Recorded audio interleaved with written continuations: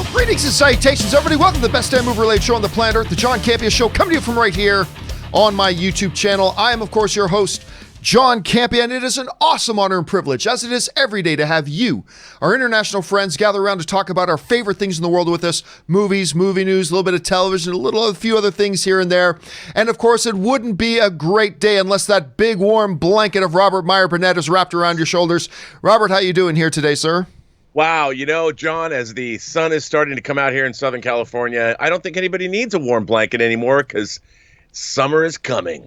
You know, it has been not, oh, wow, they're talking about the weather. But honestly, as long as I've lived in LA, which has been a number of years now, I've never seen as much rain as we have had in the last, because this ain't, I mean, this is the state of drought. But we've been getting tons of rain lately, which has been great because I actually love the rain. I love the rain. So. Look, you're going to get used to it. Coming from Seattle like I did, I love the rain. Yeah. I love the rain. Hey, listen, guys, we do have a bunch of stuff to talk about here today, and we are so thrilled that you decided to spend part of your day here with us in the film fan community talking about some of this fun stuff. But before we do, I got a couple of house cleaning items. Want to let you guys know about a couple of things that I'm letting you know about for the next couple of weeks. Number one, a lot of people always ask me if there's audio-only versions of the show. Well, that's always been a Patreon-only perk, but our Patreon supporters told me that they wanted everybody to have it. And so the Patreon supporter gave their blessing, and now the John Campea Show audio-only podcast version is now available. You can go and find it on Apple Podcasts or your favorite podcasting app of choice. Just go find it, subscribe to it. It's going to have the John Campea Show on every day.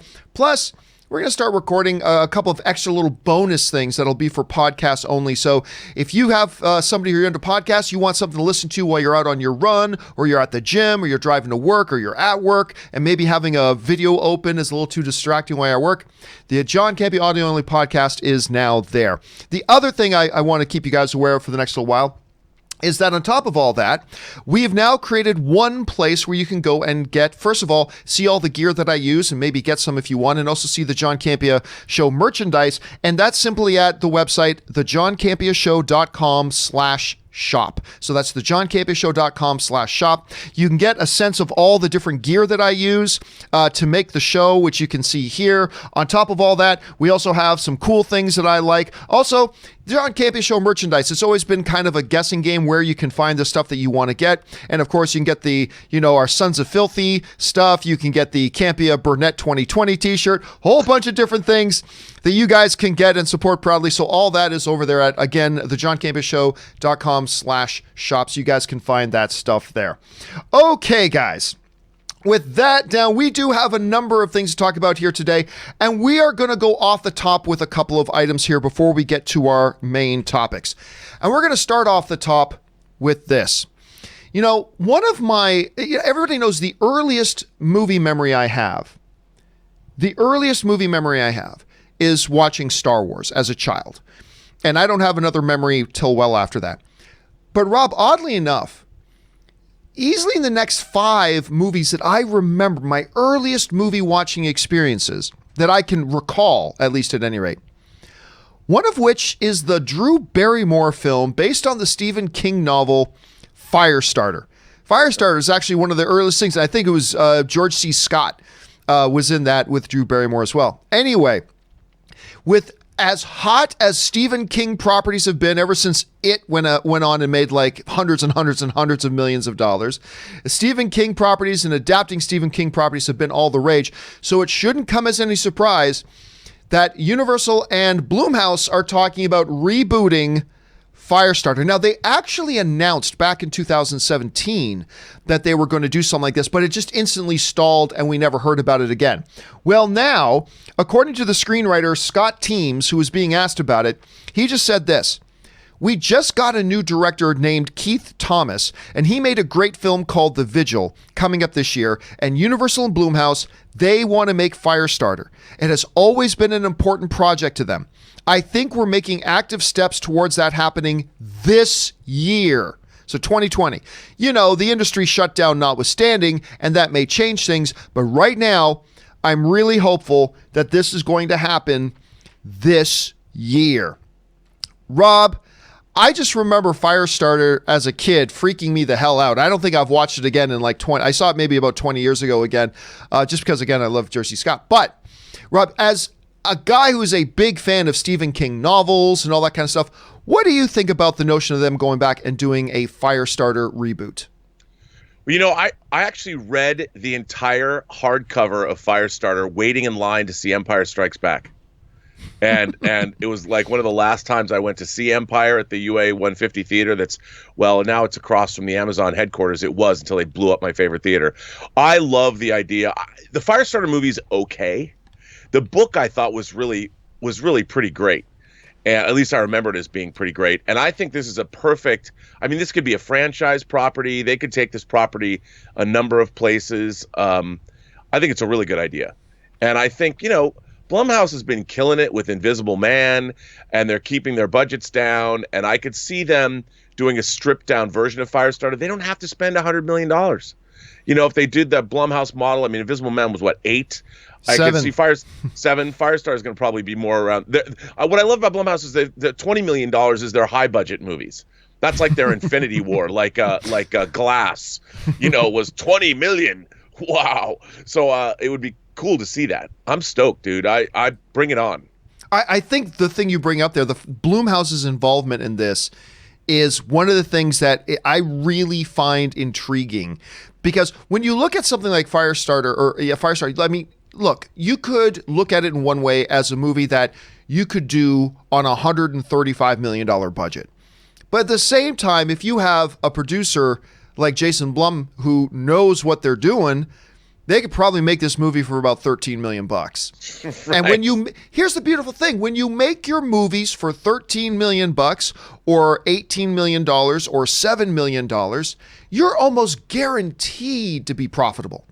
You're almost guaranteed to be profitable. And I think Firestarter is one of those properties that gives them a lot of potential. So, Hey, look, let's not pretend that Blumhouse hasn't made some bad films. Of course they have, but they've also made some real gems on tiny shoestring budgets. Let's see what they can do with Firestarter. All right, guys. With that down, let's move on to one more off the top, and that is this. Rob, there are, with the pandemic and everything going around the world, a lot of movie projects have stalled, been postponed, hadn't started shooting, did start shooting, and then had to be halted for a while. It's caused a lot of upheaval. More upheaval for people outside of the film industry, but here on this show, we talk about things within our little box of the movie industry. So in that little box, it's caused a lot of upheaval for the industry. 2 big films that we've been waiting for and knowing about. One is Uncharted, and one is Spider-Man 3. Both of which are Sony properties, both of which starring Tom Holland, I should say. Tom Holland. Breaking news, John Campea says Tom Hardy in Spider-Man 3. Anyway, starring Tom Holland. Well, Tom Holland was recently doing, using Zoom to do, I believe he was doing Kimmel. I think it was Kimmel he was doing. Yeah. And he revealed that as of right now, not only both those projects they're waiting to get going on both of them, Tom Holland said something very interesting. I'll go down to what he said here. He said, "I'm not too sure," Holland said, "about which movie's going to shoot first. Are they going to shoot Uncharted first, or are they going to shoot Spider-Man now first? I was in Berlin making a film called Uncharted with Mark Wahlberg.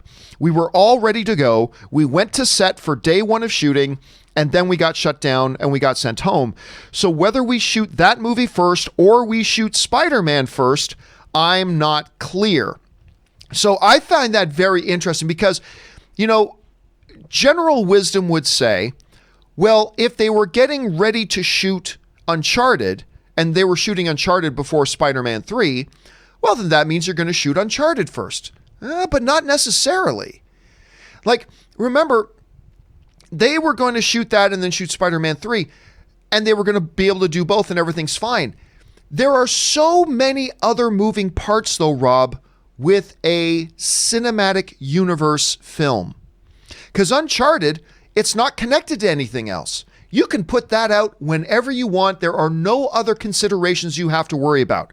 However, once you start talking about a Spider-Man 3 and a film that shares a cinematic universe where there are other story elements going on with other films, and it's got to perhaps needs to fit in a particular sequential order with those other films, the priority to do Spider-Man 3 may jump up ahead of Uncharted, and it could put Sony, again, I'm speculating here, but it could theoretically put Sony in a position where they need to now change their plans and say, well, yeah, we were going to do Uncharted first and then Spider-Man 3 to make our release date, but we have to have Spider-Man 3 in a certain order for the MCU.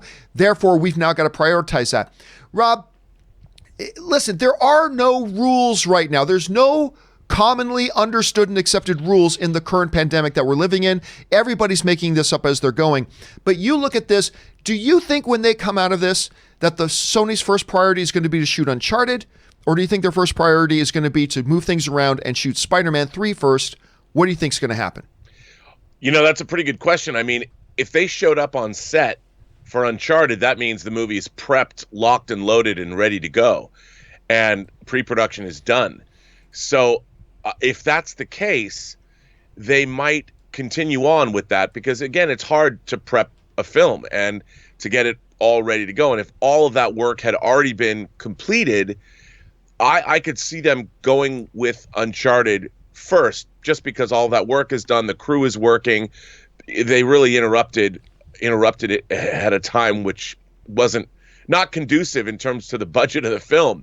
So I could see them doing that first before Spider-Man, because Spider-Man just wasn't as far along from the production standpoint. But now, having pushed 3, 4, 5 months, I think all bets are off, because all of the prep work that was done on Uncharted, while it was still done, when you send your crew home, you can't just pick up, okay, we're back, day one. It's gonna take a while to ramp up again and start shooting. But then again, maybe in that case, it still would be more prudent to start with Uncharted. But who knows? I guess with the Marvel Cinematic Universe, everything has been pushed forward. It gives them some breathing room. But it depends. I mean, it really, I think that, I still think Uncharted will go first, but gosh, man, who knows? I don't know. It's unprecedented times we live in right now. So the question is for you guys, what do you think is going to happen here with Uncharted and Spider-Man? When this is all done, do they come out of the gate and just go back to what their plan was, Uncharted first, then Spider-Man? Do they rearrange the priorities? What do you think they're going to do with that? Jump on down to the comment section below and let us know your thoughts. All right, guys. With that stuff down and out of the way, let's now move on to our main topics today. And how do we select our main topics here on the John Campea Show? Well, it's really rather simple. You see, you guys come up with our main topics by going anytime 24/7 over to www.thejohncampeashow.com/contact. Once you guys get there, you're going to see a form. Fill it out with your topic or question. It's totally free. Hit submit, and then maybe, just maybe, you might see your submission featured as a main topic here on the John Campea Show. With that down, let's get on to main topic number 1. And our first main topic today gets submitted to us by Jeremy Shishabu, who writes, according to Variety, Sony is looking to develop a live-action One Punch Man film, and somewhere right now, Ray Ora is celebrating.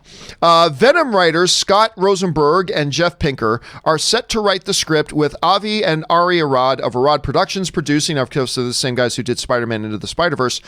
Now, John, we've seen in recent years that anime adaptations don't bode well for themselves, especially when they are made to appeal to Western audiences. But One Punch Man is very popular around the world. What say you to this possibly happening? All right, thanks a lot for sending that in, man.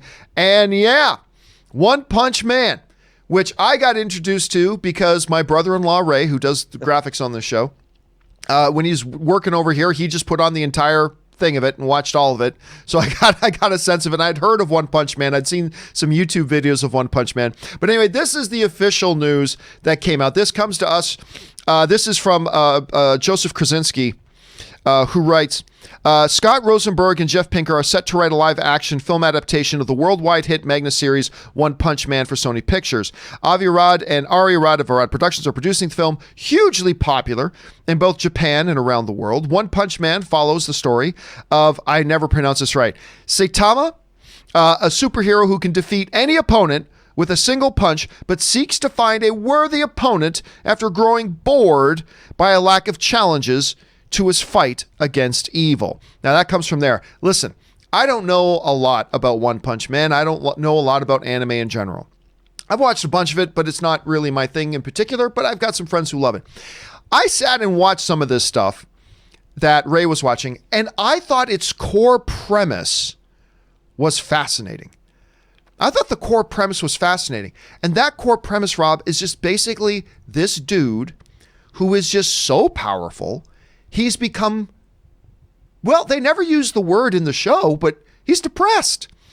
He is so utterly bored because it's literally one punch, he wins every fight. It doesn't matter. He's completely invincible. He's completely invulnerable. And he's actually grown completely bored. Nothing gives him a sense of life. Nothing gets his blood rushing anymore.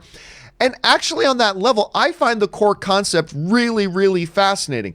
But Rob, the person who wrote in the question raises a very good point.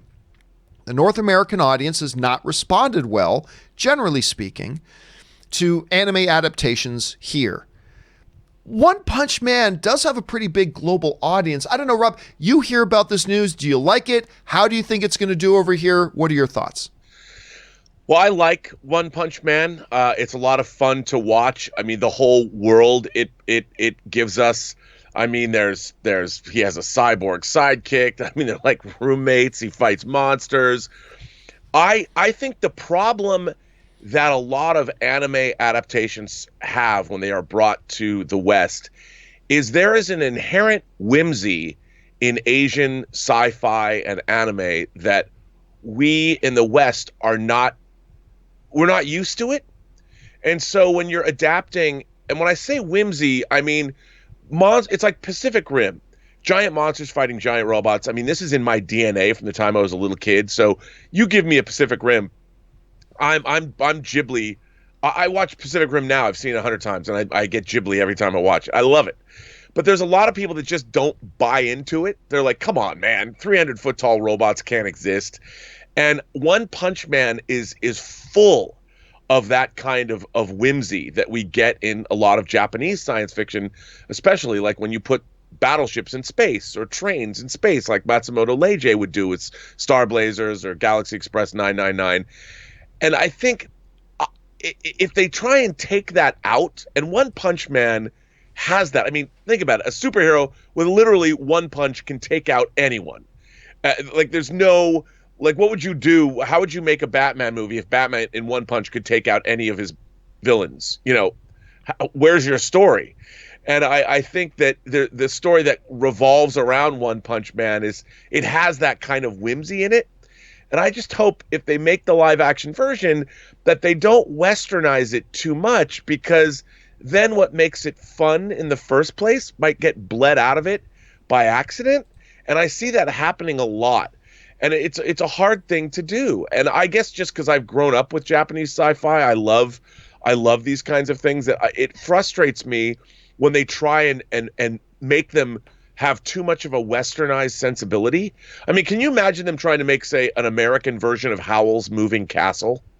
I mean, the idea of a castle walking around or moving like that is something that, people be like, wait, what?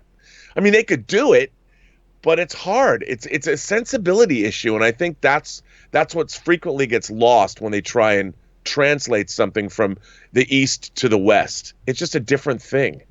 I think you bring up an interesting point here too, because we talked a little bit before about Iron Giant, where we said, like, the thing about the idea of a live action Iron Giant is that there's something about the magic of Iron Giant that lays within its medium of animation. Yes. There's something that I don't know that translates well. Howl's Moving Castle, for instance, a lot of that whimsy and that magic is the fact that it's in the medium of animation, and I'm not so sure that translates as well.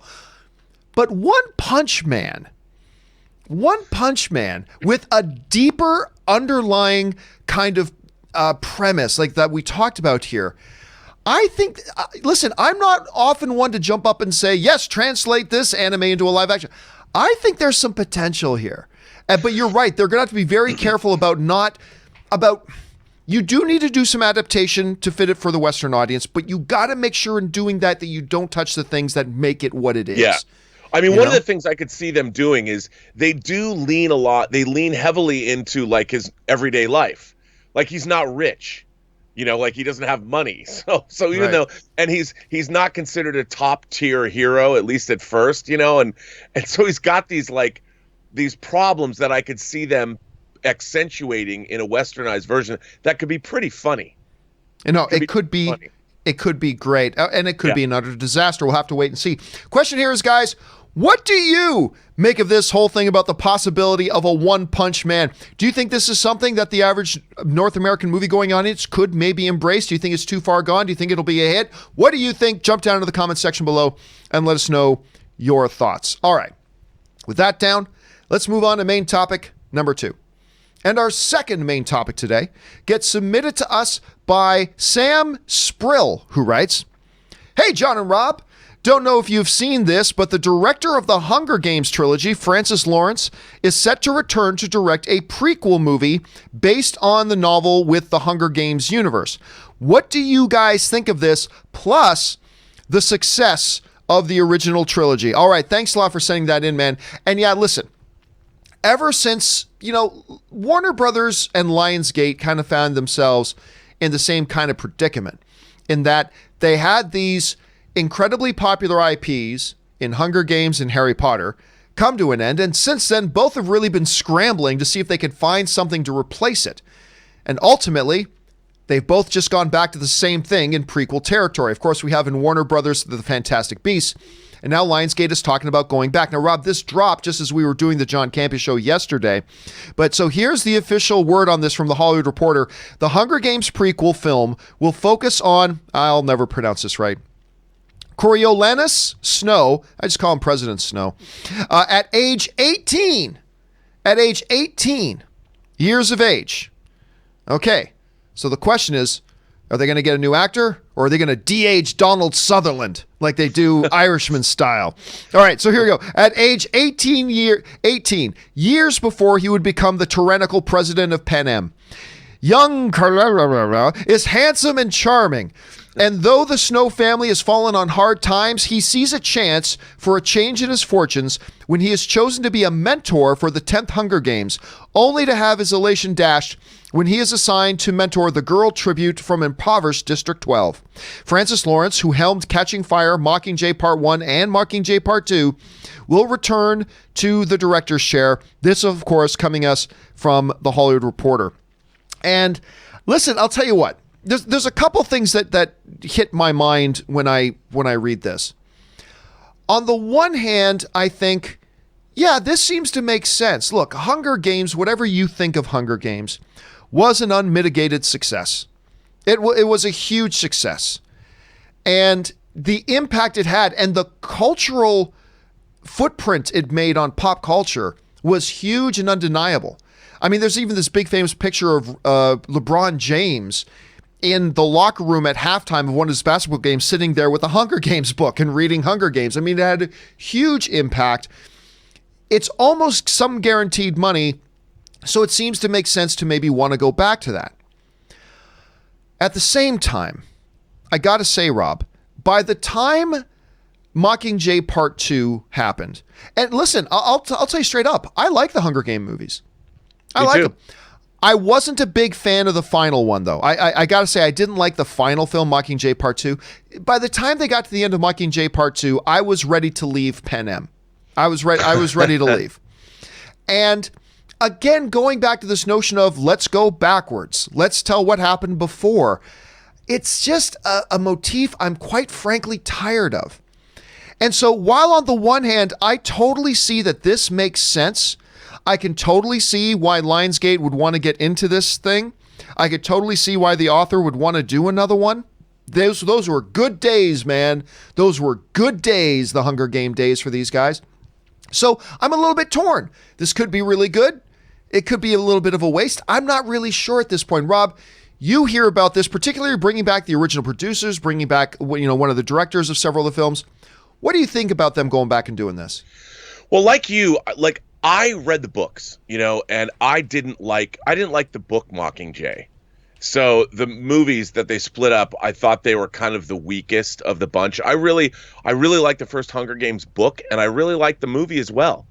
And Catching Fire was okay, even though it was kind of repetitive. But I think this sounds interesting. I mean, obviously, the one thing I like about prequels the best is when they go and they look at a story from a totally different angle. They don't just say, well, here's our characters as young people.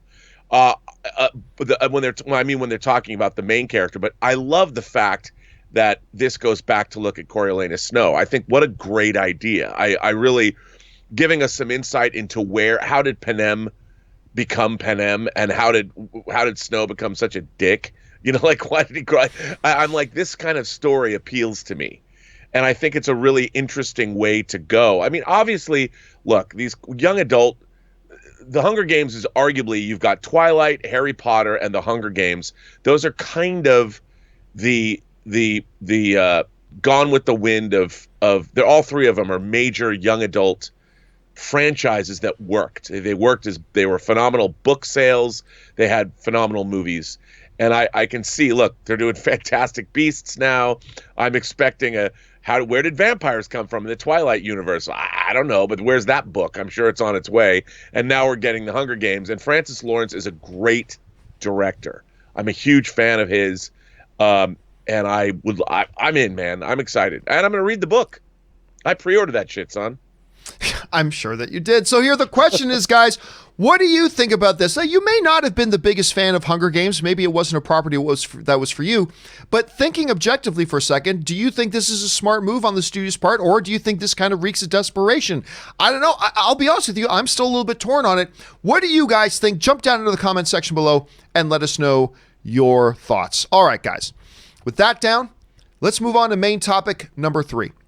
And our third main topic today gets submitted to us by Aiden D, who writes, "Hey, John and friends. Friends, I hope everything is going well. Venom 2 was one of my most anticipated films of the year. I admit, me too, man. And just a couple of days ago, I asked when you thought the trailer could come out. Now we know. Not anytime soon. It is now taking the Batman's date of June 2021, which is only 3 weeks before Spider-Man 3. And we now have a title, Venom, Let There Be Carnage, which I think is the perfect amount of silliness for these movies. What do you think about all of this? Thanks. All right. Thanks a lot for sending that in, man. And yep. Sadly, Venom 2 has moved. Now, listen, for those of you who watch the show, you know, I surprisingly enjoyed the first Venom. I had far more fun with that movie than I thought I would. I thought it was just a really delightful, good time at the movies. I had a very good time with it. And ever since they announced that Andy Serkis was coming in to direct the second one, I got even more stoked. The title, Venom, Let There Be Carnage, or There Will Be Carnage, I mean, much like There Will Be Blood, is great. It's a fantastic. Actually, Rob, I remember when we read that title out on the show yesterday. All you did was giggle. You just laughed with delight. I did, man. You just thought the title was great. Well, you know, I feel that Sony, especially after the first movie, they really have a handle on what this franchise is supposed to be. Right. And look, I didn't think Venom was great, but I had a good time with it. I was surprised at how good of a time with it I had, especially when I watch it again. I liked it even more. But this, you know, when I heard this, I'm like, okay, who doesn't want to see this? I mean, we all want Venom and Carnage to battle, and I can only imagine what that is going to look like in live action. And with Andy Serkis's sensibility, I mean, I'm really excited for this movie now. Hearing that title, I'm like, I'm in. I mean, come on. So let's go to the official news here. For those of you who are just hearing about this and getting caught up in this came to us from Variety. Sony's Venom sequel, officially titled Venom, Let There Be Carnage, has delayed its big screen debut. The film was expected to hit theaters on October 2nd, 2020, which I was hoping beyond hope it would hold that date. And I thought it was real possible it could hold that date because principal photography had already been finished. So I was really hoping it would hold that date. However, and it will instead launch 8 months later on June 25th, nearly 9 months later. Venom occupies now the spot that was previously vacated by Robert Pattinson's The Batman, which Warner Brothers recently moved back to October 1st of 2021. So this was all a part of Warner Brothers kind of shifting the sands a bit. Like they just did a big, massive shift around where they moved a lot of their things, so other movies of theirs had to move as well. So again, much like the Batman move, I don't think them moving Venom is a commentary on Venom wasn't going to be ready in time. I think Venom could have been ready in time. I really do, especially with them being as far into principal photography before the shutdown happened. I think they could have been ready for October 1st. I think this is more of a thing of just finding its place in now the new overall schedule for Warner Brothers. And I get that and I understand that, and I think it makes sense. Here's the interesting part with this, though.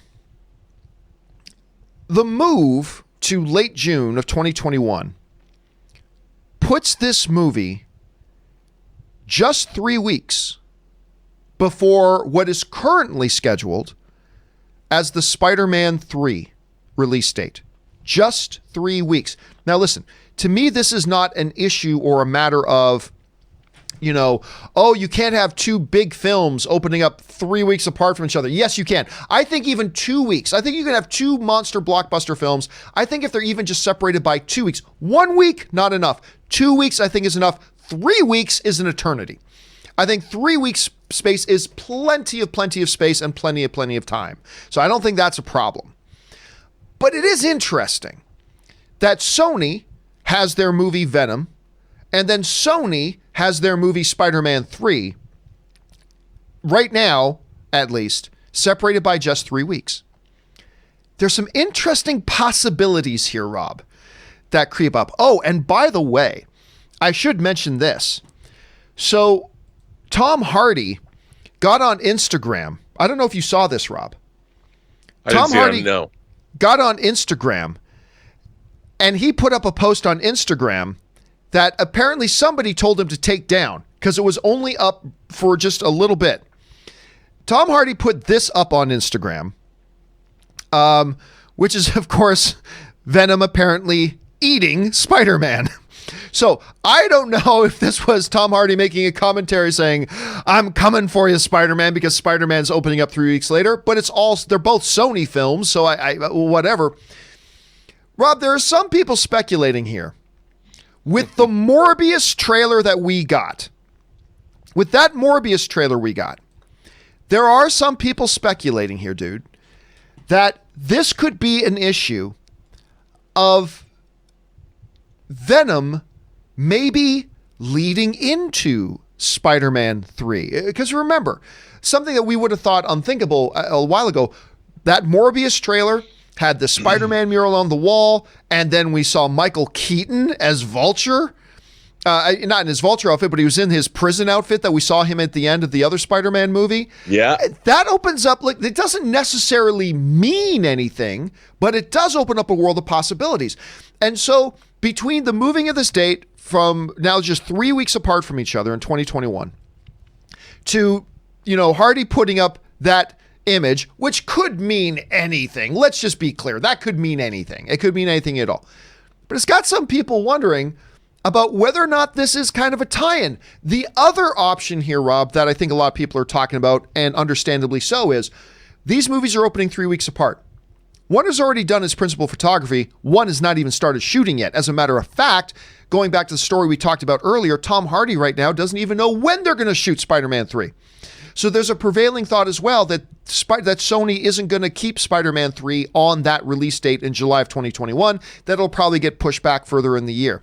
So there's a lot of possibilities here, Rob. But anyway, you hear about this. What do you make of the moving of the dates? The fact that it's just 3 weeks away from Spider-Man 3. Could it suggest a connection? Could it suggest Spider-Man 3 is going to get bumped even more? A lot of stuff here on the table, Rob. How do you make sense out of this mess?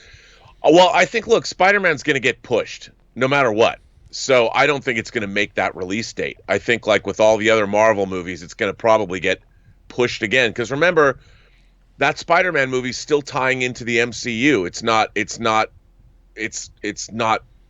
its own thing anymore, because there's still two movies to go in the D. They allowed 2 more Spider-Man movies to be part of the MCU. So I think that it's definitely going to move.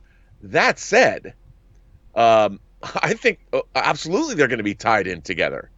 You know, I think that there is a reason that image. I don't know where that Venom image came from of Spider-Man. I don't know if somebody like Boss Logic sent it to Tom or whatever, if they're friends. But that image, that was an interesting looking image. And I'm like, that was certainly it's pretty cool. I think after I would be hard pressed to think that Spider-Man and Venom and Carnage are not going to be in a movie together, because, I mean, come on, John. It's Carnage and Venom, two of the big. These are characters that are synonymous with Spider-Man, and I think you have to put them together at some point. I mean, especially after introducing Carnage, I think I would go bananas as a comic fan if we know that matchup is coming. I mean, that's like Godzilla versus King Kong. You know, that's how cool it is. You say Venom and Spider-Man together are going to be in a movie. People are like, bring it on. So I think for sure they're going to be tied in together. I just don't think that Spider-Man is going to come out when it's going to be pushed off its release date. Are you suggesting you could see Tom Holland, who I keep calling Tom Hardy for some reason? Are you suggesting that we could see Tom Holland in this movie? I think maybe. Really? I mean, I think maybe at least in a post-credit scene. I mean, why wouldn't they? Look, like it depends on what they're. I mean, it depends on how tied in they want to make the MCU to the Sonyverse. Because we saw that stuff in the Morbius trailer, but it doesn't necessarily mean anything. But you're thinking maybe it does. I think it absolutely does. And that's interesting. I also think, look, we've gotten to the point where they made a deal to put Spider-Man in 2 more movies. Right. Why would you not avail yourself of the opportunity to then cross promote? Because one of the things that these movies, you're talking about billion-dollar movies, dude. That's a lot of stuff. I mean, people, can you imagine, just as fans, if you and I let's say we go see the Carnage movie, the Venom Carnage movie, how people, I want to sit next to you when they show Spider-Man, because we'll both go like, oh my God, we'll freak out, and it'll be totally fun and I think that's what these movies are. They're giving the audience what they want now. And I think now that there's some kind of tie-in, they've been through the whole fan backlash of like, how can you take Spider-Man out of the MCU? I think now they're like, all right, we're all going to make a lot of money here. Why don't we have fun while we're doing this? Because that's what everybody wants to see. Why not? And let me throw one wet blanket on that. Oh man, sorry, you gotta do that. Just something to consider. Isn't there an inherent danger, though, in risk, that if they do tie them together like that, like you mentioned, there's only Spider-Man 3 and one other film they got left on that deal. When that deal ends, and Sony keeps going on making their thing, now the MCU has handcuffed themselves, because they've already told the movie-going audience, now what Sony's doing in their universe is our universe. They're connected now, even when their deal doesn't exist anymore. So isn't there an inherent danger there of causing some confusion with the audience if that happens? Again, I'm just playing devil's advocate here, but isn't there a little bit of a danger there? But they're already, I mean, the thing is, you can't make a Tom Holland Spider-Man movie and not have it be connected to the MCU. I mean, it is. What they're going to have to do is, the great thing about Venom and Carnage is, if the world is filled with superheroes and supervillains, like the Los Angeles Police Department doesn't know what the New York Police Department is doing on a daily basis. The New York Police Department can be tracking down bad guys and going after terrorists and doing what they do, just like the LA Police Department does what it does. And so in the MCU, we're going to have to understand that while the Avengers and the Eternals and Captain Marvel, they're all doing their stuff, that somewhere Spider-Man's doing his thing. We just aren't seeing it. It's not part of this particular adventure. And the same would be true of Venom and Carnage. I mean, they're in their own little, there's all kinds of things going on in the world that we just don't see in those movies. So there's no reason that you can't understand that the Spider-Man movies, he's not calling the Avengers right now. The Avengers are off world, or they're busy, or something's going on. And I think it's okay, because at one point, when Tom Hardy, you've got me doing it. When Tom Holland, goes back and only makes Spider-Man movies for Sony, he'll already been in what, 7 or 8 MCU films at that point. So we'll have to understand that these universes are in fact connected. So what happens if Sony wants to say in one of their movies Chicago gets destroyed? Just for argument's sake. Let's say Sony decides in one of their movies that Chicago gets destroyed. What does the MCU do now? Because they've already said that in the MCU world, do they have to say Chicago got destroyed? I think so. I mean, isn't that something Kevin Feige is going to resist, saying, I don't want to give Sony power over my movies and what I do in my movies?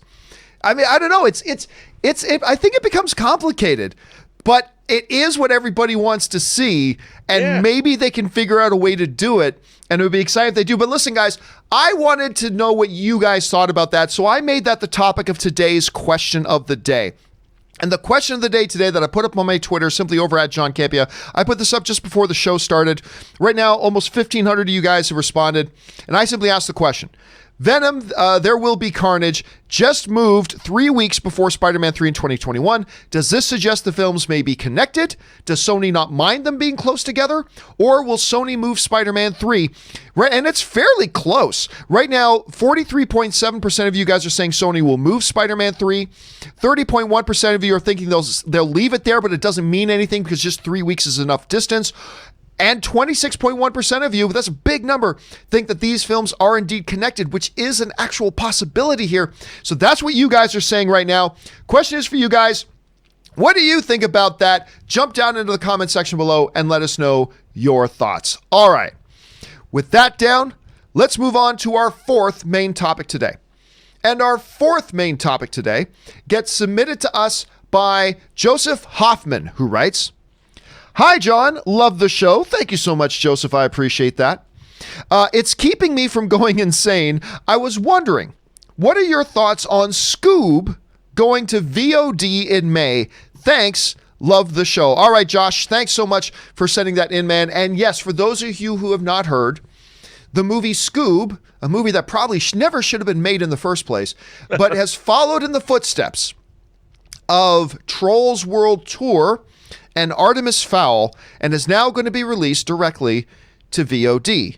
This comes to us from the USA Today that wrote, the animated Scooby-Doo film Scoob will bypass theaters and premiere directly on digital platforms, Warner Brothers said on Tuesday, making it the latest studio to experiment with an on-demand release during the pandemic shutdown. Scoob had originally been set to open in theaters on May 15th, but instead, on the same date, it will be available for a $20 digital rental and $25 digital purchase, which I think is intriguing pricing. But at any rate, so Rob, we've talked about before about, in this situation that we're in, where there's going to be a whole big chunk of the calendar where films that were supposed to come out can't come out now.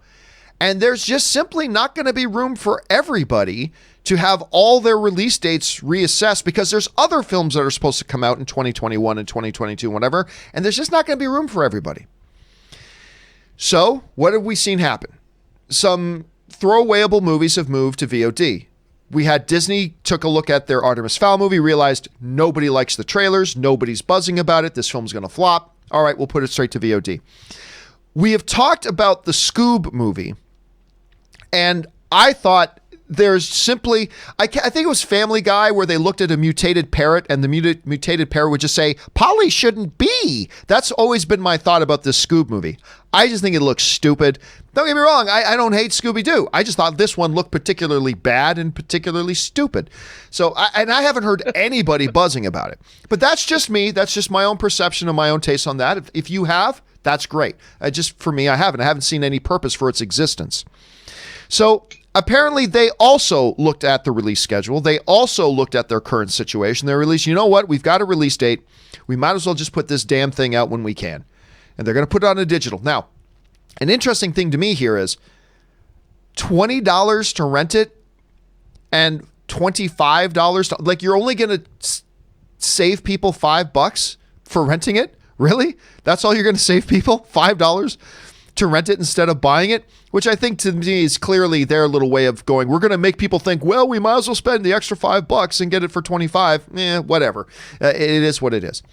But this is definitely one of the films that I think was prime. If you have to go through the studios and say one film from each studio is going to have to make some kind of move like this, this seems to be the one that Warner Brothers would do.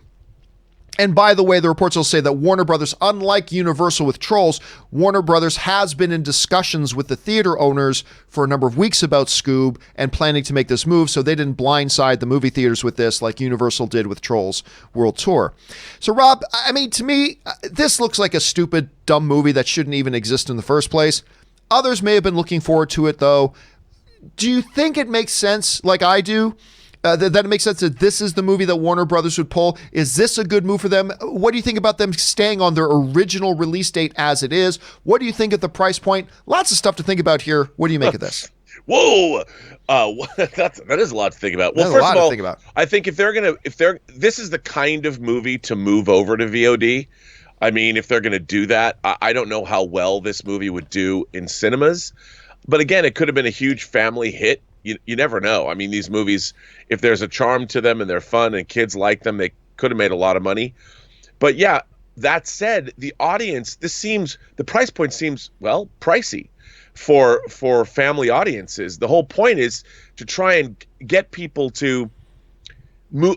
We don't yet think about brand new movies as VOD stuff right away. We're not used to that yet. I mean, we're used to VOD movies and all that, and video on demand, paying for them and everything from hotel rooms to our homes. But something like this, I think they have to market these movies as this. I mean, this is a new paradigm that they're literally trying to create. And I don't know if this kind of a price point for this kind of a movie is the smartest thing in the world. It seems too expensive to me. I mean, I don't know how much the movie costs, but it just seems like Trolls, that was not a cheap movie. And again, I don't know how much this movie costs. Maybe it is a $150 million film. I don't know. But it just seems too expensive to me. If they want to make a big hit now, I mean, what they should be doing is sucking in viewers with price points that are really affordable. And then when they're going to hit you with an Avengers movie and they can up the price $5 or $10 or whatever, people are already used to paying for brand new movies this way, and they then having movies like this be as expensive as they are seems sort of self-defeating. But again, Warner Brothers got to eat. So true, but this raises an interesting question, Rob, because one of the arguments that some people make when it comes to going to movies in the theaters will sometimes be, I could go to the movies to go see that, but if I just wait 3 months, I can watch it for $5 at home, right? Yeah.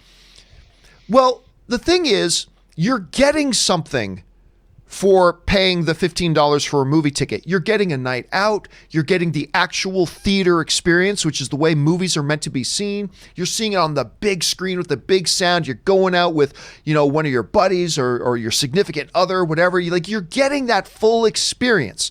That's what you're getting. With a VOD release like this, though, the argument of I can just wait 3 months and pay $5 for it becomes even more into play, because what are you getting right now? Nothing. You're getting nothing different from the experience you're going to get, 12 weeks from now, when you can get it for 1/4 of the price.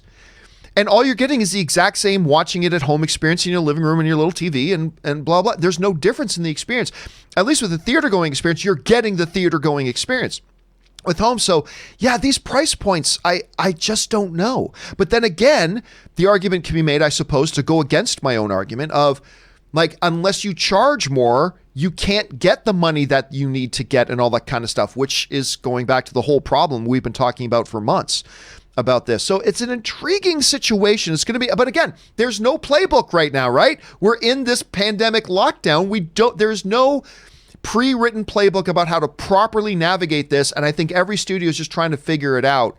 And they'll make some mistakes and they'll stumble upon some hidden gem ideas. And maybe some things will work and maybe some things won't. There's just no pre-written playbook here. Question here is, guys, for you. What do you think about this move? Do you think it was the right move for them? I think this is the movie you got to do it with. Maybe you disagree. Jump down into the comment section below and let us know your thoughts. All right, guys.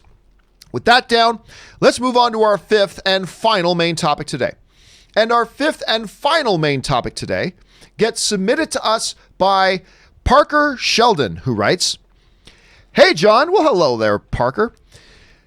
"It was recently reported by Variety that Mandalorian Season 3 is already in the works at Lucasfilm, and Jon Favreau has been writing Season 3 for some time. This gets me both excited and worried, as the second season hasn't even come out yet. What are your thoughts on this? Is it too soon to start work on a third season? Thanks." All right, thank you for sending that in, Parker. And yep, you heard that right. They're already working on Mandalorian Season 3.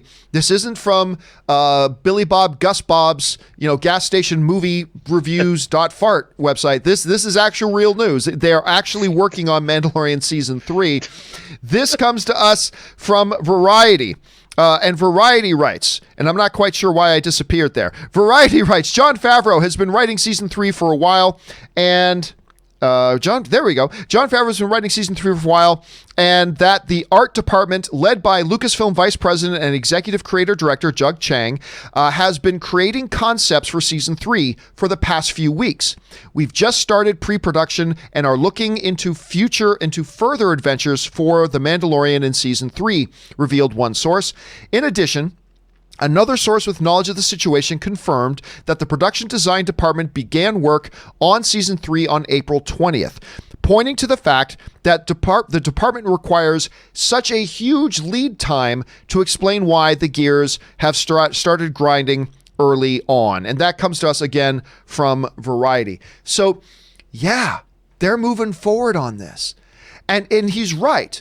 Like pre-production, art design, all that kind of stuff, the pre-production work goes into motion long before cameras start rolling on any project, especially in something that's sci-fi based. You need pre-production up and rolling and running long in advance if you're going to be ready to shoot when you need to shoot by. So that makes sense. Getting on, though, to the question of, they haven't even aired Season 2 yet. Season 2 hasn't even come out yet. Are they getting ahead of themselves? Is this a situation like Universal's Monster Universe by really hyping up all these Monster Universe films you're going to be doing, and you hadn't even put out Mummy yet, and then you get caught with your pants down because the Mummy then comes out, doesn't do what you want, and all of a sudden all these grand plans you had with Javier Bardem and Johnny Depp and everybody else, it's all gone. It's all gone. Is that the situation they find themselves in? Well, I'd say there's a fundamental difference between this situation and situations like that. And the main difference is this. It's not like The Mandalorian as a show hasn't aired yet. It's not like Disney doesn't yet know how will the audience respond to The Mandalorian. They already know that. They've already put out Season 1. They put it out. They know the audience ate it up. They know the audience loved it. And therefore, they can now go, yeah, okay, now we can move forward with Season 3. Because I guarantee you, if, a lot of movies, they should not really get moving on sequels to it. This is why it's rare to hear that sequels are being moved on so quickly. It's not often you hear this, because they gotta, despite how confident they may be, they gotta actually see how the audience reacts. Now, sometimes movies will go ahead and greenlight a sequel even before a first film comes out, but it's rare. It's rare that it happens. It happens, but not all that often. But this is a situation, Rob, where they know it works. They know the audience loves it. They've already seen people respond to it. So yeah, you can now go ahead. If this were a movie, you can now go, yeah, we can plan the next two. The first one worked. We can plan the next two. So honestly, I think this makes good common sense. I don't see why we should be surprised by this at all, but it is exciting to hear that they're working on Season 3 already. Anyway, Rob, as somebody who's been involved in that end of things, on big projects and stuff like that, what do you think about, is this them being a little bit premature, or is this just kind of business as usual? How do you see it? I think not at all. Like you said, The Mandalorian was a monster hit for Disney Plus. I'll tell you from my own experience, I am working in a very small way on a Netflix series that has yet to debut. I don't know when it's going to debut, to be honest. It's supposed to be fourth quarter of 2020, but it is a show that it hasn't even debuted, and it's been, well, I guess I can say greenlit for 3 seasons. There's 3 seasons of the show. The first season is in the middle of production, but all 3 seasons have been written. I believe they just put the finishing touches on the final script of the 3rd season. And the first season doesn't even debut for like another 6 months. And that's just par for the course now. They know, like with The Mandalorian, it's already a monster hit. I'm surprised they didn't greenlight 10 seasons. But what this is allowing creators to do, when you're only making, say, 8 episodes like they did The Mandalorian, you know, they are already greenlit. They obviously like the show and where it's going. It makes sense to get ahead of the game, because in the streaming world, you don't have to wait a year. You know, a season, they can come 6 months apart. I'm sure Disney Plus is going to want Mandalorian seasons every 3 months, you know, and if they can start banking these things, they'll be able to keep those things going, because obviously The Mandalorian is the biggest hit Disney Plus has. Actually, it's probably the only hit. I mean, I like the Jeff Goldblum show, but it's not like everyone's talking about, man, did you see the last episode of that Jeff Goldblum series? I can't wait to see more. It's a good show, but it's The Mandalorian that people want to see. So it makes sense to me that Jon Favreau, I'm sure he's going to start writing season 4 when they're done with season 3. And what, you know, these are difficult shows to also produce. And what's great is by having those scripts so far out, what you're able to do then is your production staff, the animators, the effects artists, everybody's able to like begin their work way in advance. So it's just going to make the show better and better and better as it goes along, I would imagine, as long as the writing is good, and I'm sure it's going to be. So it makes sense. Yeah, and I'll tell you what, dude. Right now, I'm actually really excited. I mean, I'm so excited just to get back to anything Mandalorian. They announced the other week, when we talked about on the show, they're about to launch an 8-part documentary series on the making of and the behind the scenes of Mandalorian season 1. A documentary series that's going to be as long as the show itself was. 8 episodes. And you know what? I'm just so hungry for anything right now. I'm dying for it. I cannot wait. And I'm hoping, they haven't said this, but I'm hoping that within this 8-part documentary series, I'm hoping they give us a little bit of a glimpse of what's coming in season 2. I really hope that they do, because it'd be a lot of fun. And I think right now we're just really hungry for content. Question here is, guys, what do you think about this? Is Disney and Lucasfilm being a little bit premature by pulling the trigger on this? Like, should Kathleen Kennedy have delayed this a little bit? Or do you feel like, nah, man, this makes sense. We already know it's a hit. Keep rolling with season 3. Get that stuff out there. What do you guys think about that? Jump down into the comment section below and let us know your thoughts. All right, guys, with all that stuff down and out of the way, we're going to move into our live questions segment of the show. And listen, there's 2 different ways you can send in a question or comment. The best way is by using the tip link, which you can see in the top of the description of this video.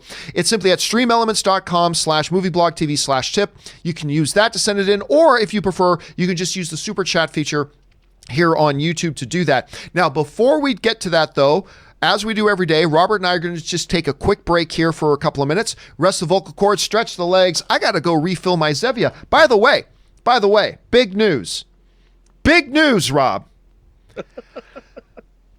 I actually have, for as much as I talk about Zevia, I got an email from Zevia yesterday. No way. I'm not kidding. I opened up my my email last night to the john@thejohncampeashow.com email address, which is where all the subjects come into.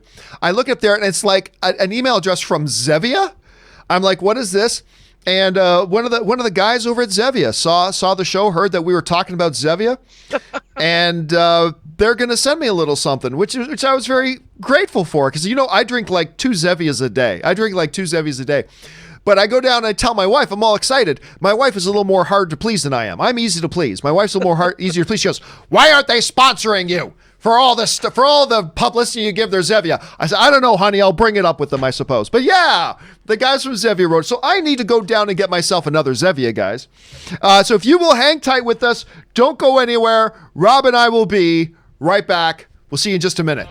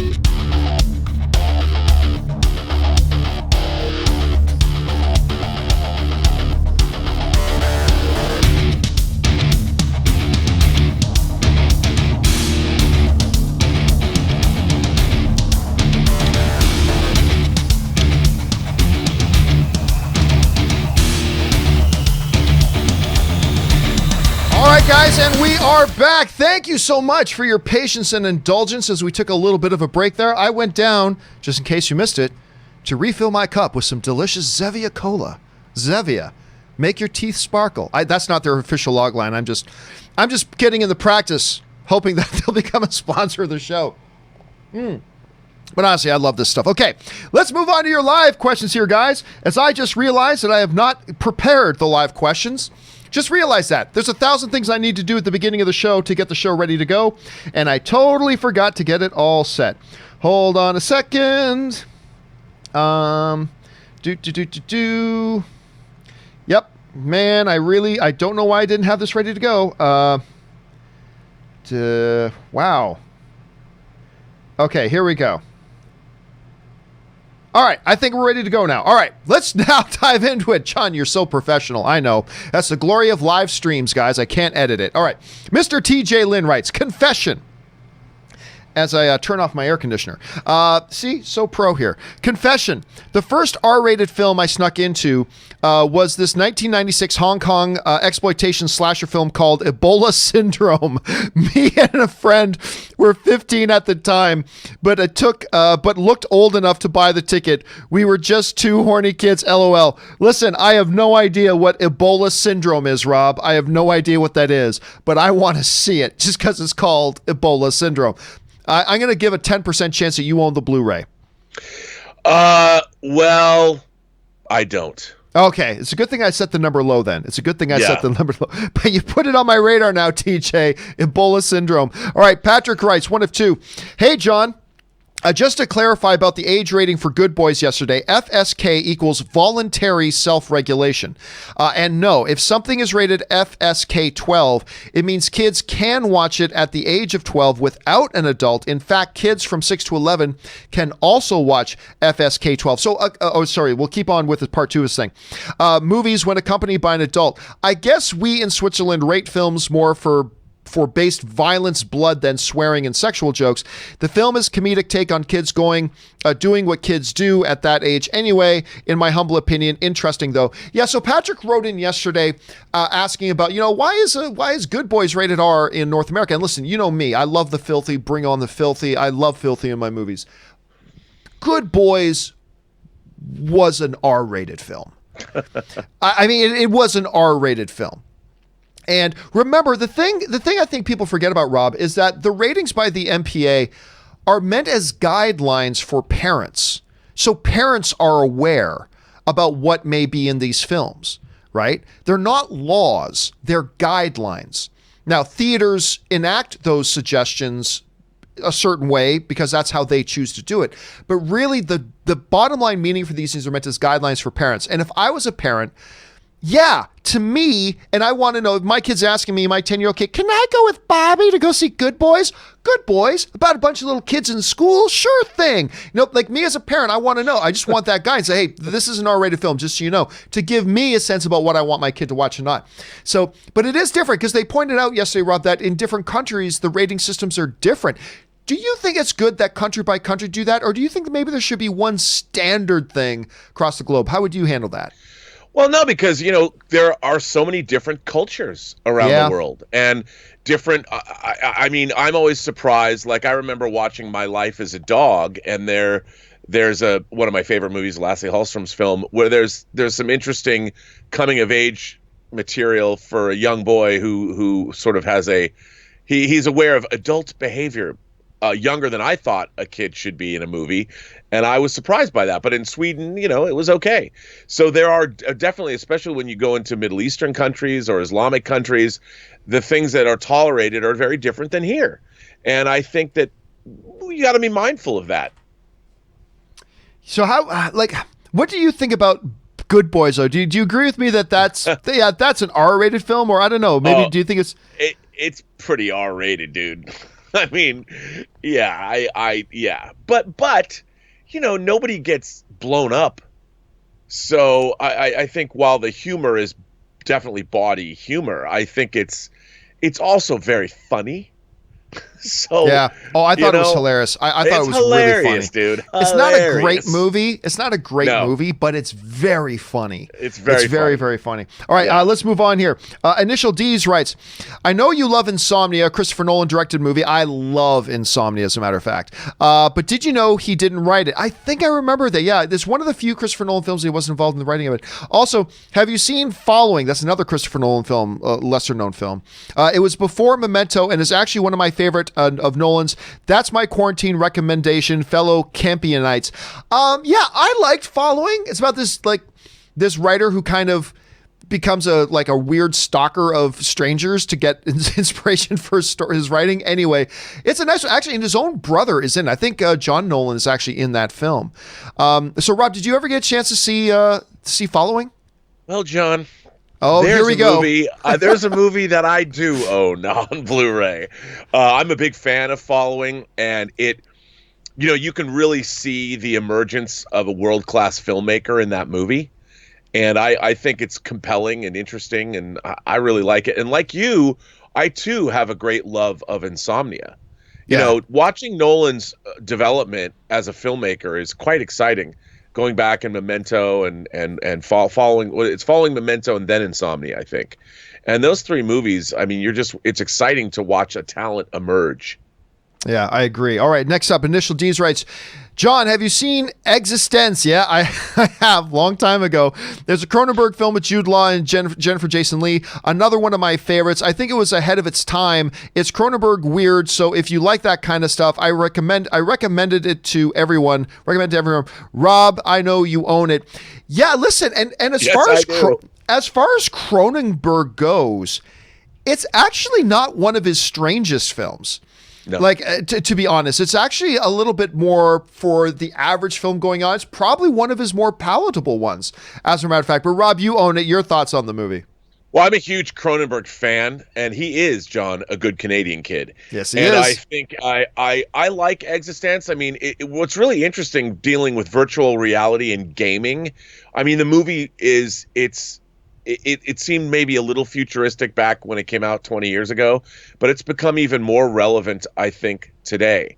And I have to give a shout out. One of the films I am most excited to see is David Cronenberg's son has his second film come out. It was at the Sundance Film Festival, and it's called Possessor.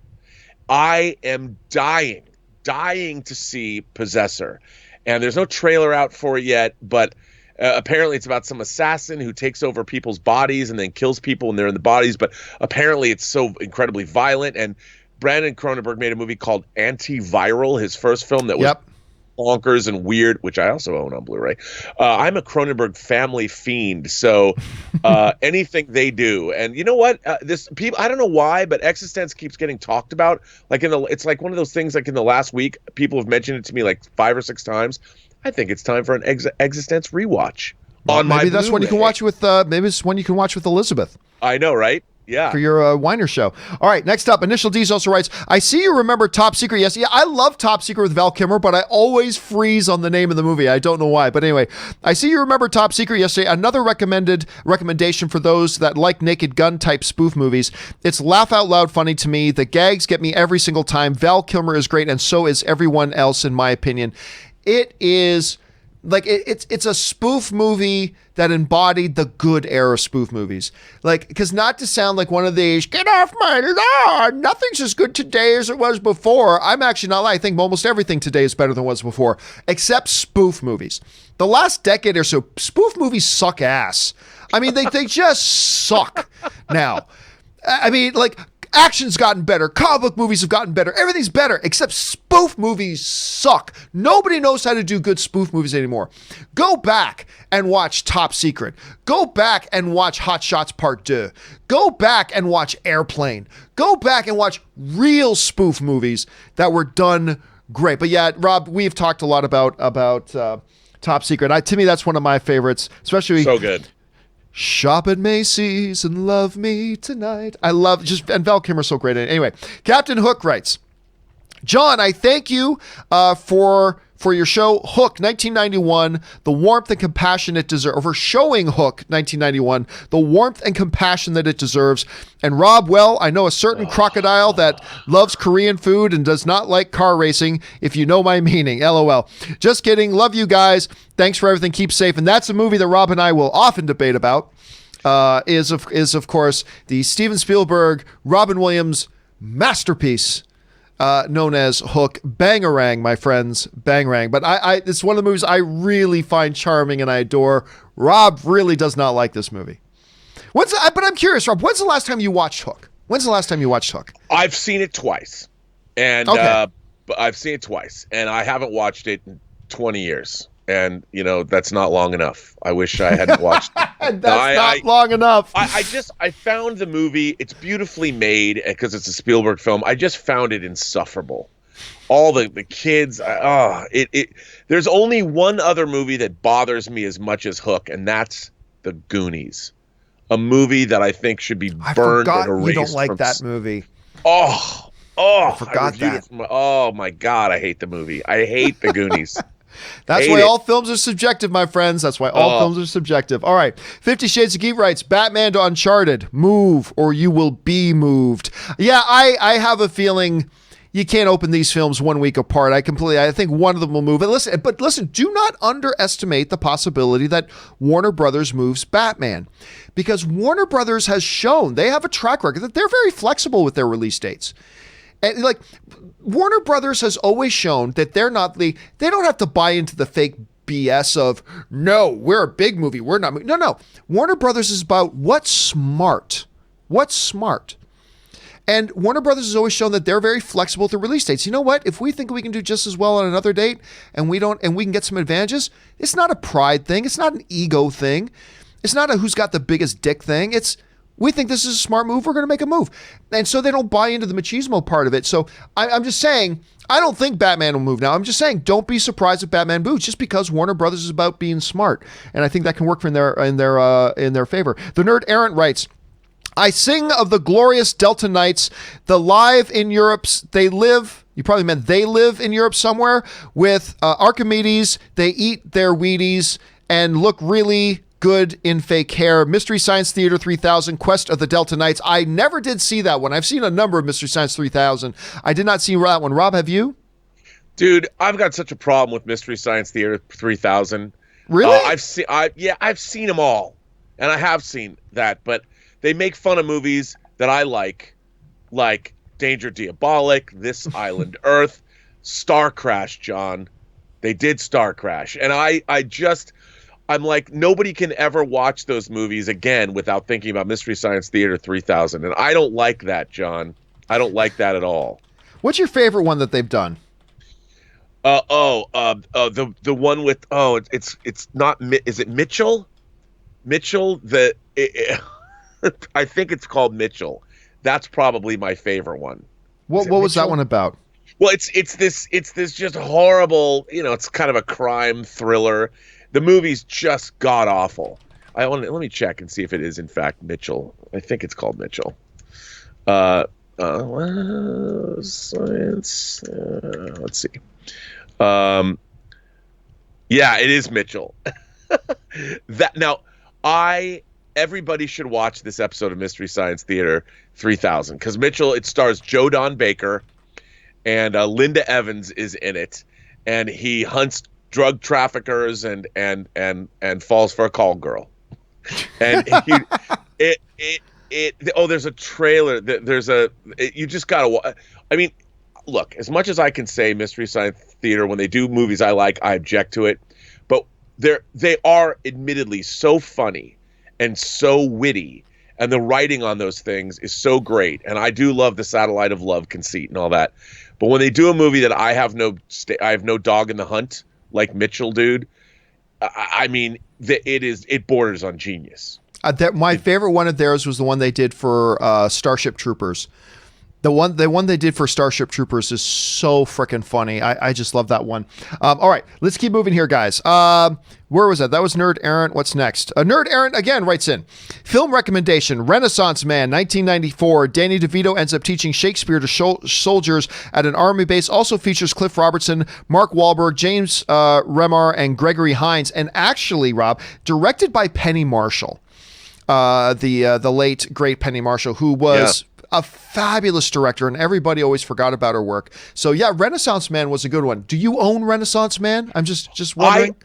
I do not, but I do like that film. Yeah. I am a sucker for. I love when teachers of any kind come to academies, or give me that kind of, whether it's Renaissance Man or movies like School Ties. I love anything. Scent of a Woman, anything that has students that are being taught by mentors, and if there's a military bent to it, Good Will Hunting. Better. Yeah, I love all those. I love all of those. I'll watch. What was the one with Brendan Fraser and That's School Ties. That is School Ties. Okay, thank you. Yeah. All right. And that movie's great too. Yeah, that movie is great. I like that one a lot. All right, Willow writes, you're going to make curling the national sport, but John, is curling a sport or a game? I would argue that curling is a game. And not a sport. And I just got a lot of Canadians very mad at me. But, it's the same as darts. I think darts is a game. It's a game of skill, but it is a game. It's not a sport. Like, if you do not have to be a legit athlete to participate in it, I call it a game and not a sport. So I've seen people who curl, man, and they can do things with rocks on ice that I can't even imagine. But it's a game. It's not a sport. And again, a little bit of Canada just disowned me. All right, Nerd Errant writes, if Disney were a role-playing game, the Princess class would have low base stats, though better with each edition, but still be popular due to how broken it is to get +5 charisma rolls against neutral aligned creatures and +10 for good aligned ones. Now, there's a lot of people who are not into role-playing games that are reading that and going, what the hell is that all about? Believe me, that's some good D&D stuff there. And you're right, the Princess class would have low base stats. It totally would. But it'd be one of those characters that advances really, really quickly. Kind of like a ranger when they start getting like level 3 spells. All of a sudden, the curve goes way up really quick, and that's what a Disney princess would be. Nerd Aaron also writes, it's been a while, but I say Gemini Man tanked for the same reasons as After Earth and 7 Pounds. The trailer showed us dour Will denied instead of charismatic Will. To hell with him. Not even Wild Wild West made that mistake. It was also that I would also make the argument that Gemini Man, it was so up on its own visual effects that, look, it's young Will Smith. Listen, that's supposed to be a tool in your belt. It's not supposed to be your selling point. A great visual effects, a revolution. And by the way, it is great. The way they do it in the movie is great. But if that's your selling point, then you're missing the point of how to market a movie. You can highlight it, say, oh, and we got this, but you still have to market the movie. You need to market the story. You need to market the experience that the audience is getting. And Rob, I just found with Gemini Man in the marketing, they were just marketing, look, everybody, Will Smith and young Will Smith. Woo! And that's not enough to get people into the audience. I don't know, Rob, what do you attribute the failure of Gemini Man to? Well, I think the story just wasn't that interesting. Yeah. I think ultimately what it came down to, the technology, the filmmaking and the technology was incredible. But like you said, that gimmick, after 10 minutes, you're like, okay. But the story, we're getting variations on those kinds of stories. I mean, look at Looper.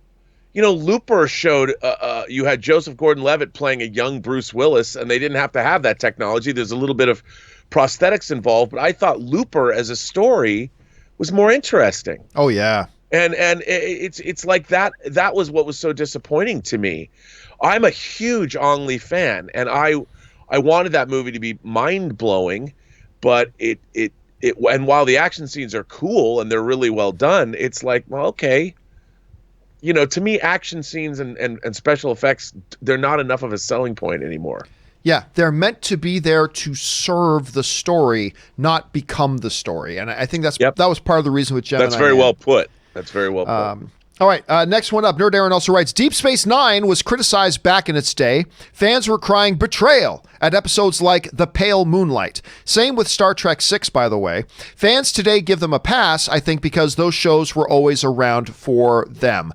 Rob, I, as big of a fan as I am of, Next Generation, Deep Space Nine, I don't remember the names of the individual episodes. So I'm going to go out on a limb and guess that you do know what The Pale Moonlight is. And how would you respond to what Nerd Aaron is saying? Well, in The Pale Moonlight is an episode during the Dominion conflict where they basically condone the straight-up murder of a Romulan senator they fake evidence and make it look like a senator was actually killed by their enemies as opposed to being an inside job. And so the Federation, Cisco, is basically saying, we'll straight up murder this guy. And that's okay. I can live with it as long as the Romulans come into our side and fight the war against the Dominion, because we're going to lose if we don't have them. Now, it is controversial, but the whole point is we're talking about a galaxy-wide conflict where potentially billions of people are dying. And is the sacrifice of one man, the old Star Trek trope or adage, the needs of the many outweigh the needs of the few, or the one from Star Trek II? And that was dark, yes, indeed. But the whole point about Deep Space Nine is it's all about how do people from a utopian civilization who are now out on the real final frontier where they're dealing with lots of other people that aren't from a utopian civilization. How do people, our Star Trek human future, how do we deal with those people that aren't from a utopian civilization like we have, and how do you maintain those utopian ideals? And that's what Deep Space Nine's all about. And people mistake the fact that, it's so dark, so it's against the Roddenberry ethos, but it really isn't. It's really a story about how do we maintain who we are in the face of such horrors as a galactic war. And that's why it's so great. All right, next up, Julius A. Goodwin writes, just wanted to ask if you had a chance to watch the BoJack Horseman clip entitled The View from Halfway Down. I have not, as a matter of fact. I have not had a chance to watch that. And any thoughts if you have? I have not. Rob, I can't remember if I've asked you, do you watch BoJack Horseman? I don't, and that was one of those things that people are always asking me to watch. I just, it's funny. Those are just blind spots that I need to fill. Yeah, I've got so many people telling me to watch that show, including my friend Corey. So at some point, Julius, I will get around to it. All right, Christian34 writes, hey, John and Rob, greetings from Denmark. Well, greetings, Christian. You have said a couple of times that you really like Clark Gregg. Did you know that he wrote the screenplay for Zemeckis' What Lies Beneath? Yeah, we talked about that just a couple of weeks ago, actually, with Ford and Michelle Pfeiffer, a movie I really love. Do you like it? Stay safe. No, I don't. And I actually don't think I think it's a great script, and I like what it would. I just didn't like the execution of it. To me, the film relied so much on, hey, did you know what the ghosts like to do, Rob, when they're hanging out? They like to mess with TVs. They like to turn TVs. I mean, ghosts really have nothing better to do than to turn TVs on and off. It's like, watch what I'm going to do, Bill. I'm going to turn this TV on, freak the hell out of this guy. Click. And it relied so much on jump scares. Although I know a lot of people really love that movie and talk about it a lot. And Clark Gregg wrote it, and I love Clark Gregg, and I think he did a really good job on the show. I just didn't think the way the movie was executed was all that well. But I am in the minority. on that. Rob, what do you think about What Lies Beneath? Well, I think it's okay, but I think there's some amazing subtle use of visual effects in that film. I mean, Robert Zemeckis, when I think about it, he doesn't get enough credit as far as pushing visual effects as far. Everyone's like, well, James Cameron's creating new things. Yes, but Robert Zemeckis is the master of using visual effects to create really interesting shots that you don't necessarily even know are visual effects.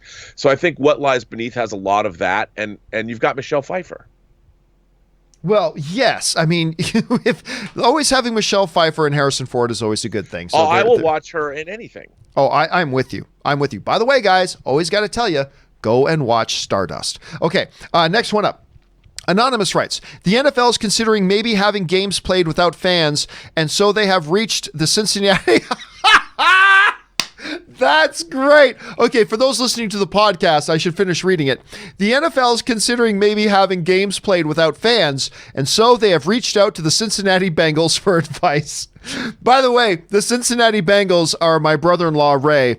They're his favorite team. He even painted, you know how on sidewalks in front of houses, the city paints the house numbers on the sidewalks, on the curbs in front of the houses in many places. He even repainted it into Bengals colors. But so yeah, he's often a suffering Bengals fan. That's funny. I got to make sure Ray sees that because that's funny. All right, Russell Amador writes, "Hey, John, that teaser that Tom Hardy posted regarding Venom 2 was badass. The music playing with the siren sounding off and the carnage and the red lettering. Damn it, it sucks we have to wait till 2021. It's going to be a fun year at the movies, though." Yeah, listen, I mean, sometimes you go through some crap and there's a payoff later. And I think right now, I think you raise a really good point, Russell. As film fans, in our little box as film fans, we are going through some crap of like these movies that we were looking forward to getting delayed. We're not getting these films, and the ones that we're coming later are now coming out even more later. But the payoff is going to be, we're going to get a glutton of a lot of highly anticipated movies. Now, whether they're good or not, we'll find out. But we're going to get a glut of a lot of really exciting movies that we're very excited about, and hopefully they'll turn out well, like Venom 2. Hopefully that'll turn out well. But you're right. There is light at the end of the tunnel, my friends. There is light at the end of the tunnel. Murray Reich writes, "Well, I'll be damned. I was shocked when I heard Gronk came out of retirement. I thought the injuries weren't worth it for him. Now the Bucks have got him. 2020 is wild, man. Waiting for a John Campea bring on the filthy t-shirts with a Bucks logo on it." Well, listen, here's the thing. And I put this out on Twitter last night, Rob. I think this is important. Listen, obviously the GOAT of all GOATs in football, Tom Brady. Now he's getting Gronk back and all that kind of stuff. But here's the problem. Uh-oh. Just like when, the Browns had that one good season and then they got Odell on the team and everybody's like, "Oh, they're Super Bowl contenders now." I'm like, whoa. Pump the brakes a little bit, everybody. Now I'm seeing everybody doing the same thing about the Bucks. And let me say this. Everybody knows my love for Tom Brady. He is the GOAT. And Gronk, I love Gronk. But let's face it. A 42 turning 43-year-old Tom Brady at quarterback with a 70 pounds underweight Rob Gronkowski does not automatically turn the Bucs into Super Bowl contenders. As much as a great story it would be, and I would love to see Tom carry another team to the Super Bowl, I would love it. Let's pump the brakes a little bit. I think this is going to be a fun year to watch the Bucs. I think it's going to be really cool seeing Tom with a lot of more. By the way, Tom's going to have more offensive. He doesn't have an Edelman, granted, but he's going to have more offensive weapons at his disposal in the Bucs than he did on the Patriots. It's going to be real fun seeing him playing quarterback over there. But Super Bowl contenders? Nah, not a 42, 43-year-old Tom Brady with a 70-pound underweight Gronk. I just don't see it. Rob, what do you think? Bucks going to the Super Bowl? No. Yeah. No, it'll be fun to watch, and as far as if they get more people in the seats or watch the Bucks, that's great. But although I have to say, John, I have no love for the Patriots because I'm a Seahawks fan, but I do like stories like that. It'd be a great story if Gronk and Brady lead the Tampa Bay Buccaneers to the Super Bowl. I wouldn't mind seeing that happen. That'd be great. I would love it. Happen. Old man Brady going over it's there. Not gonna happen. Yeah, no, it won't have. I would love it though. It would be great. Let's see. Wolfpack 813. Oh, that's right. Stream Elements notifies when people buy stuff from the thing as well. Bought Sons of Filthy sticker and Campy Burnett 2020 t-shirts and a Sons of Filthy t-shirt. Follow Wolfpack's lead there, guys. Go get those shirts. All right, Frankie, thank you for buying that, Wolfpack, by the way. Frankie Gouge, like luge. Oh, Frankie Gouge, like luge. Got it, Frankie. Want to throw out another Clint Eastwood Western, High Plains Drifter. Different than the rest. It's an R-rated ghost story in a Western setting. I don't remember it. Rob, what is this one? Oh, dude, it's so good. He basically comes to this town and paints it red. I mean, it's awesome. It's sort of an unofficial entry into the Man with No Name trilogy. Could be the bastard stepchild, but it's really good. It's an American movie. It's not a Sergio Leone movie, but it's not one of the spaghetti westerns. No, but it has the same DNA, and it's great. All right, we got time for a couple more with Rob still here. Ryan Lohner writes, horror movie writers must really curse the invention of the cell phone because now they always have to come up with an excuse for why no one's using them. I'm halfway convinced the entire backstory of The Purge was built from that. I mean, it is funny. Rob, one of the things, because Ryan brings up a really interesting point here.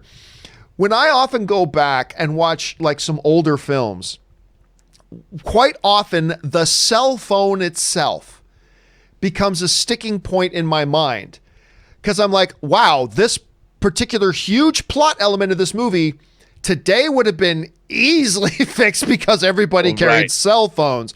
And you don't even have, it's not like you have to go back to the black and white movies for that. You don't have to go back too awful far for that. No. That is often a thing that sticks out in my head the most when I think about that. The two things, Rob, that when I watch the older films about having to get my head out of the modern mindset to watch and understand so it's not a problem is cell phones and internet. It's like, wait, just look that up. Oh, right. They couldn't have at that time. I mean, that is one of the big things. Is there anything like that that stands out to you when you're watching movies from a different era? Well, no, those are both big issues. You know, when we made our own horror film, The Hills Run Red, there's a scene where a character pulls a cell phone out when they're going into the wilderness and this stuff's going to go down. And one of the characters goes, "Oh, I bet you don't have any signal." And he goes, "Nope, 4 bars." And then it goes on from there. And it's something when you're making a horror film, you absolutely have to deal with that now. And that was something that like you said, it was a change that came in so rapidly.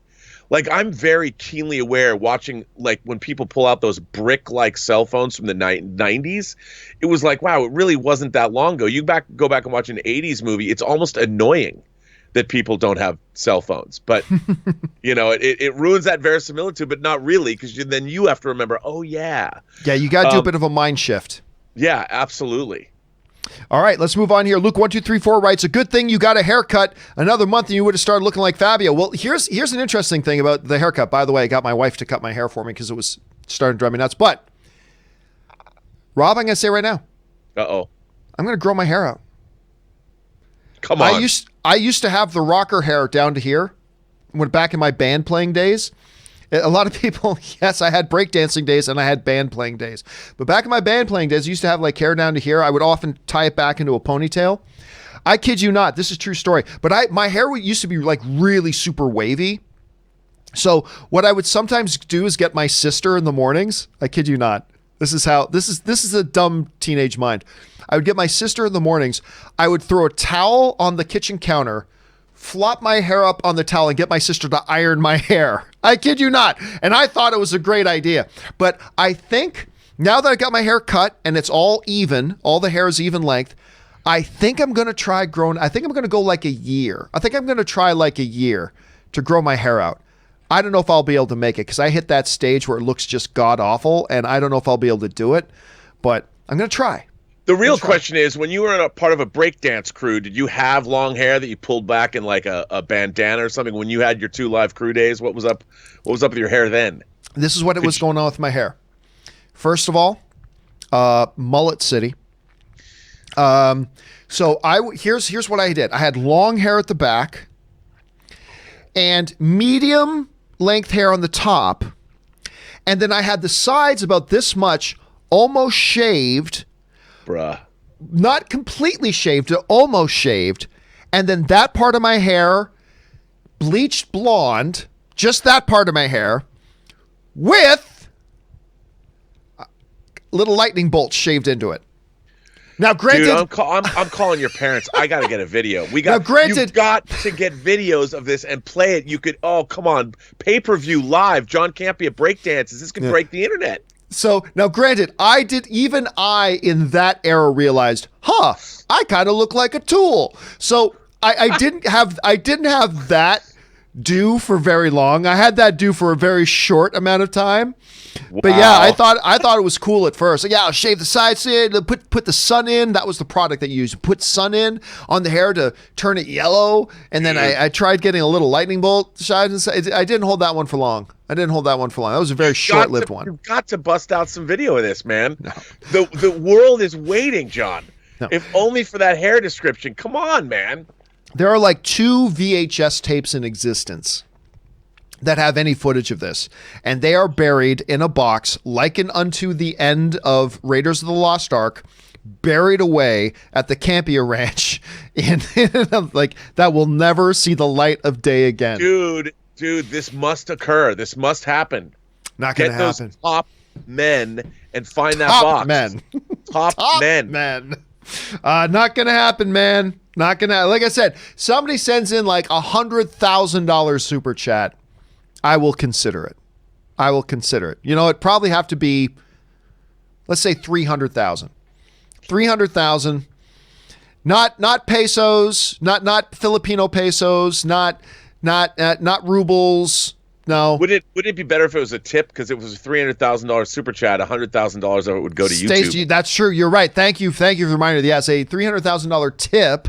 I think that'll do it. But listen, Rob, we know you got things you got to do, so we're gonna let you get out of here now. Yeah, thanks a lot for being here. And find that box. Yeah, no, that's not going to happen. All right, dude. Listen, thanks for being here. We'll of course see you again a little later this week here on the show. But in the meantime, Rob, where can people find you and all of your adventures online? You can find me on Instagram at Robert Meyer Burnett. Find me on Twitter at BurnettRM, or find me on my own YouTube channel, The Burnett Work, and my 400th show, Robservations, on Friday. All right, good to have you here, man. Thanks a lot as always, and we will see you next time. All right, guys. For now, let's keep on motoring. We still got about 20 minutes of time left here. Let's see if we can get through all the questions that you guys have sent in here today. We pick things up with Orange Hand, who writes, when theaters return, will 30 minutes of ads as well? They better not. I mean, that's something the theaters have got to start addressing, is they better freaking not. Anyway, I'm going to make a bigger issue out of this at some point. Anyway, Richard Oak, I'm going to see if I can pronounce this. Okaturo writes in, I'm probably butchering it, Richard, forgive me. People have said that George Lucas didn't have a plan for the original trilogy. That's partially correct. That is partially correct. Disney is often more criticized for the same over the Star Wars. Why do you think that is? What worked more about what Lucas did versus Disney? Well, I mean, we can't go into a full dissection of what the original trilogy was compared to all the films that came after it. But, you know, especially when you get into a book like How Star Wars Conquered the Universe, which is one of the best books ever written on Star Wars. You absolutely should read it. So much information on that. But they point out in that book the fact that, the whole Leia being Luke's sister was never a part of George Lucas's thinking at first. Right through when they made, even after Star Wars came out, it wasn't even a part of his thinking process. It's not something that came up till later. Even Vader being Luke's father was not a part of George's original plan. It kind of just winged it a little bit. There's an element to Star Wars that George did have planned out, and there's a lot of big significant things that were just kind of winging it. And it worked. And it worked great. In the original trilogy, the greatest films of all time, in my opinion. I mean, that's just what it is. But that's not always going to work. It's not about finding the formula and then following a formula. You know what I mean? So you're right, Richard. A lot of people forget that there is a chunk of the original trilogy that George winged it. But it worked. And you know what I always say? Winning cures everything. You know, the original trilogy are three of the most brilliant, fantastic, influential films of all time. And the others are not.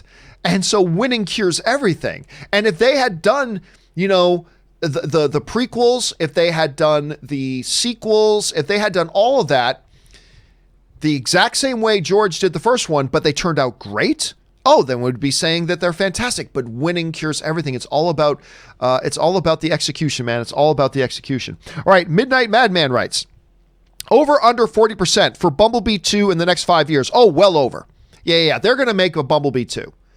Of that, I have no doubt. They will make a Bumblebee 2.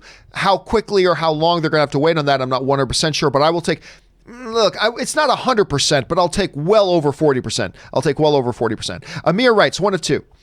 I rewatched Terminator 2, and then Rise of the Machines and Genesis over the last week, and one thing I never understood is why the color palette gets brighter from Rise of the Machines onwards. The colors and score help set the mood of impending doom, and the slightly metallic blue hue of T2 was perfect, but subsequent films are way too bright and colorful for a Terminator film, and for me at least, it affects the atmospheric tension that the film is able to generate. Anyways, random thoughts. Well, I mean, it's a good observation, Amir, but there are a couple things to keep in mind.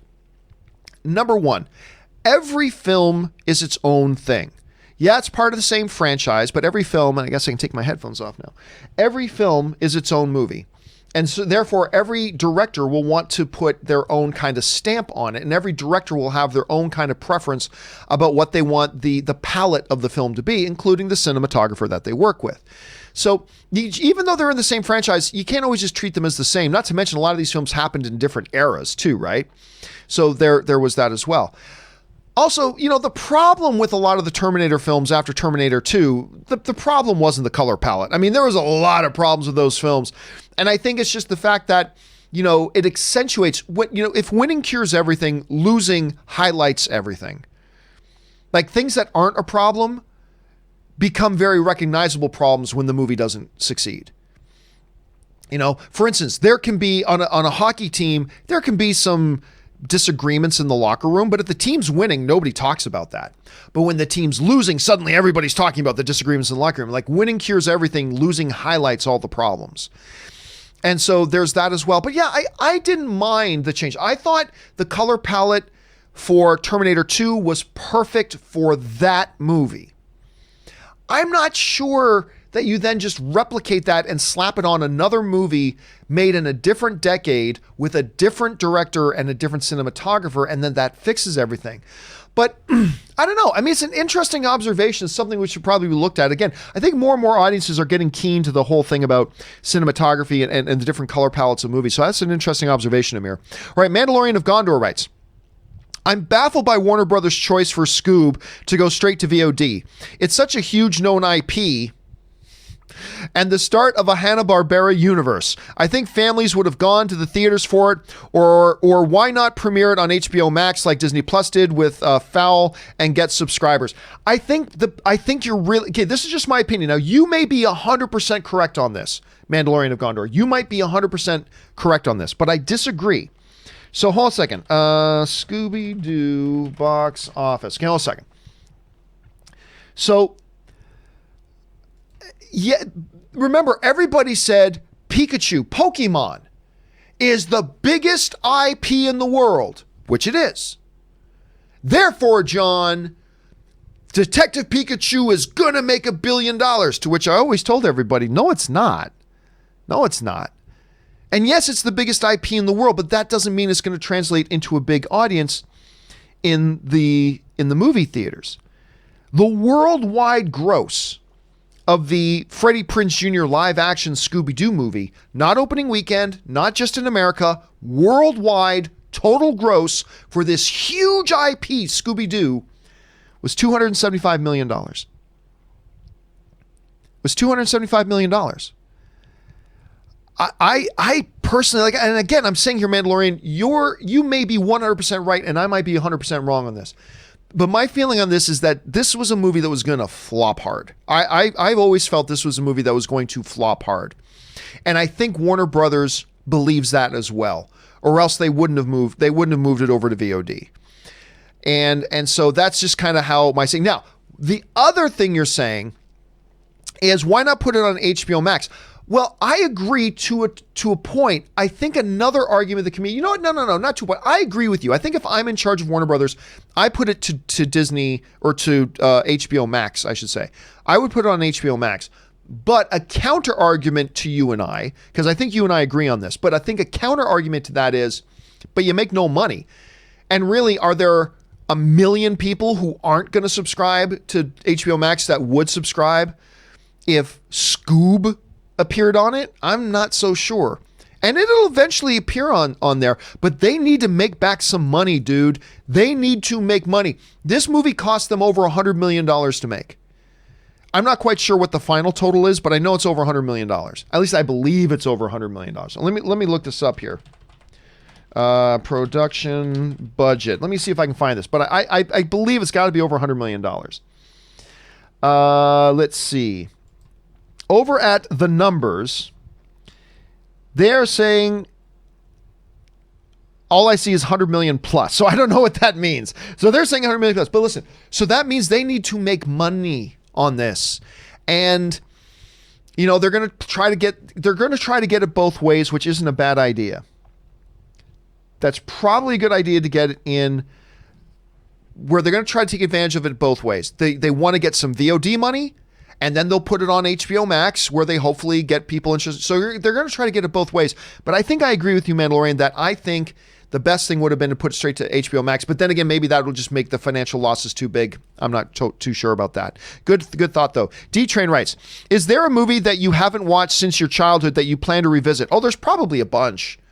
Probably a bunch when I sit down and think about it. I mean, I don't carry that information around off the top of my head, but there's probably a number of films that I probably haven't seen since my childhood that I'd go, yeah, I need to go back and watch those once in a while, because that's the problem, man.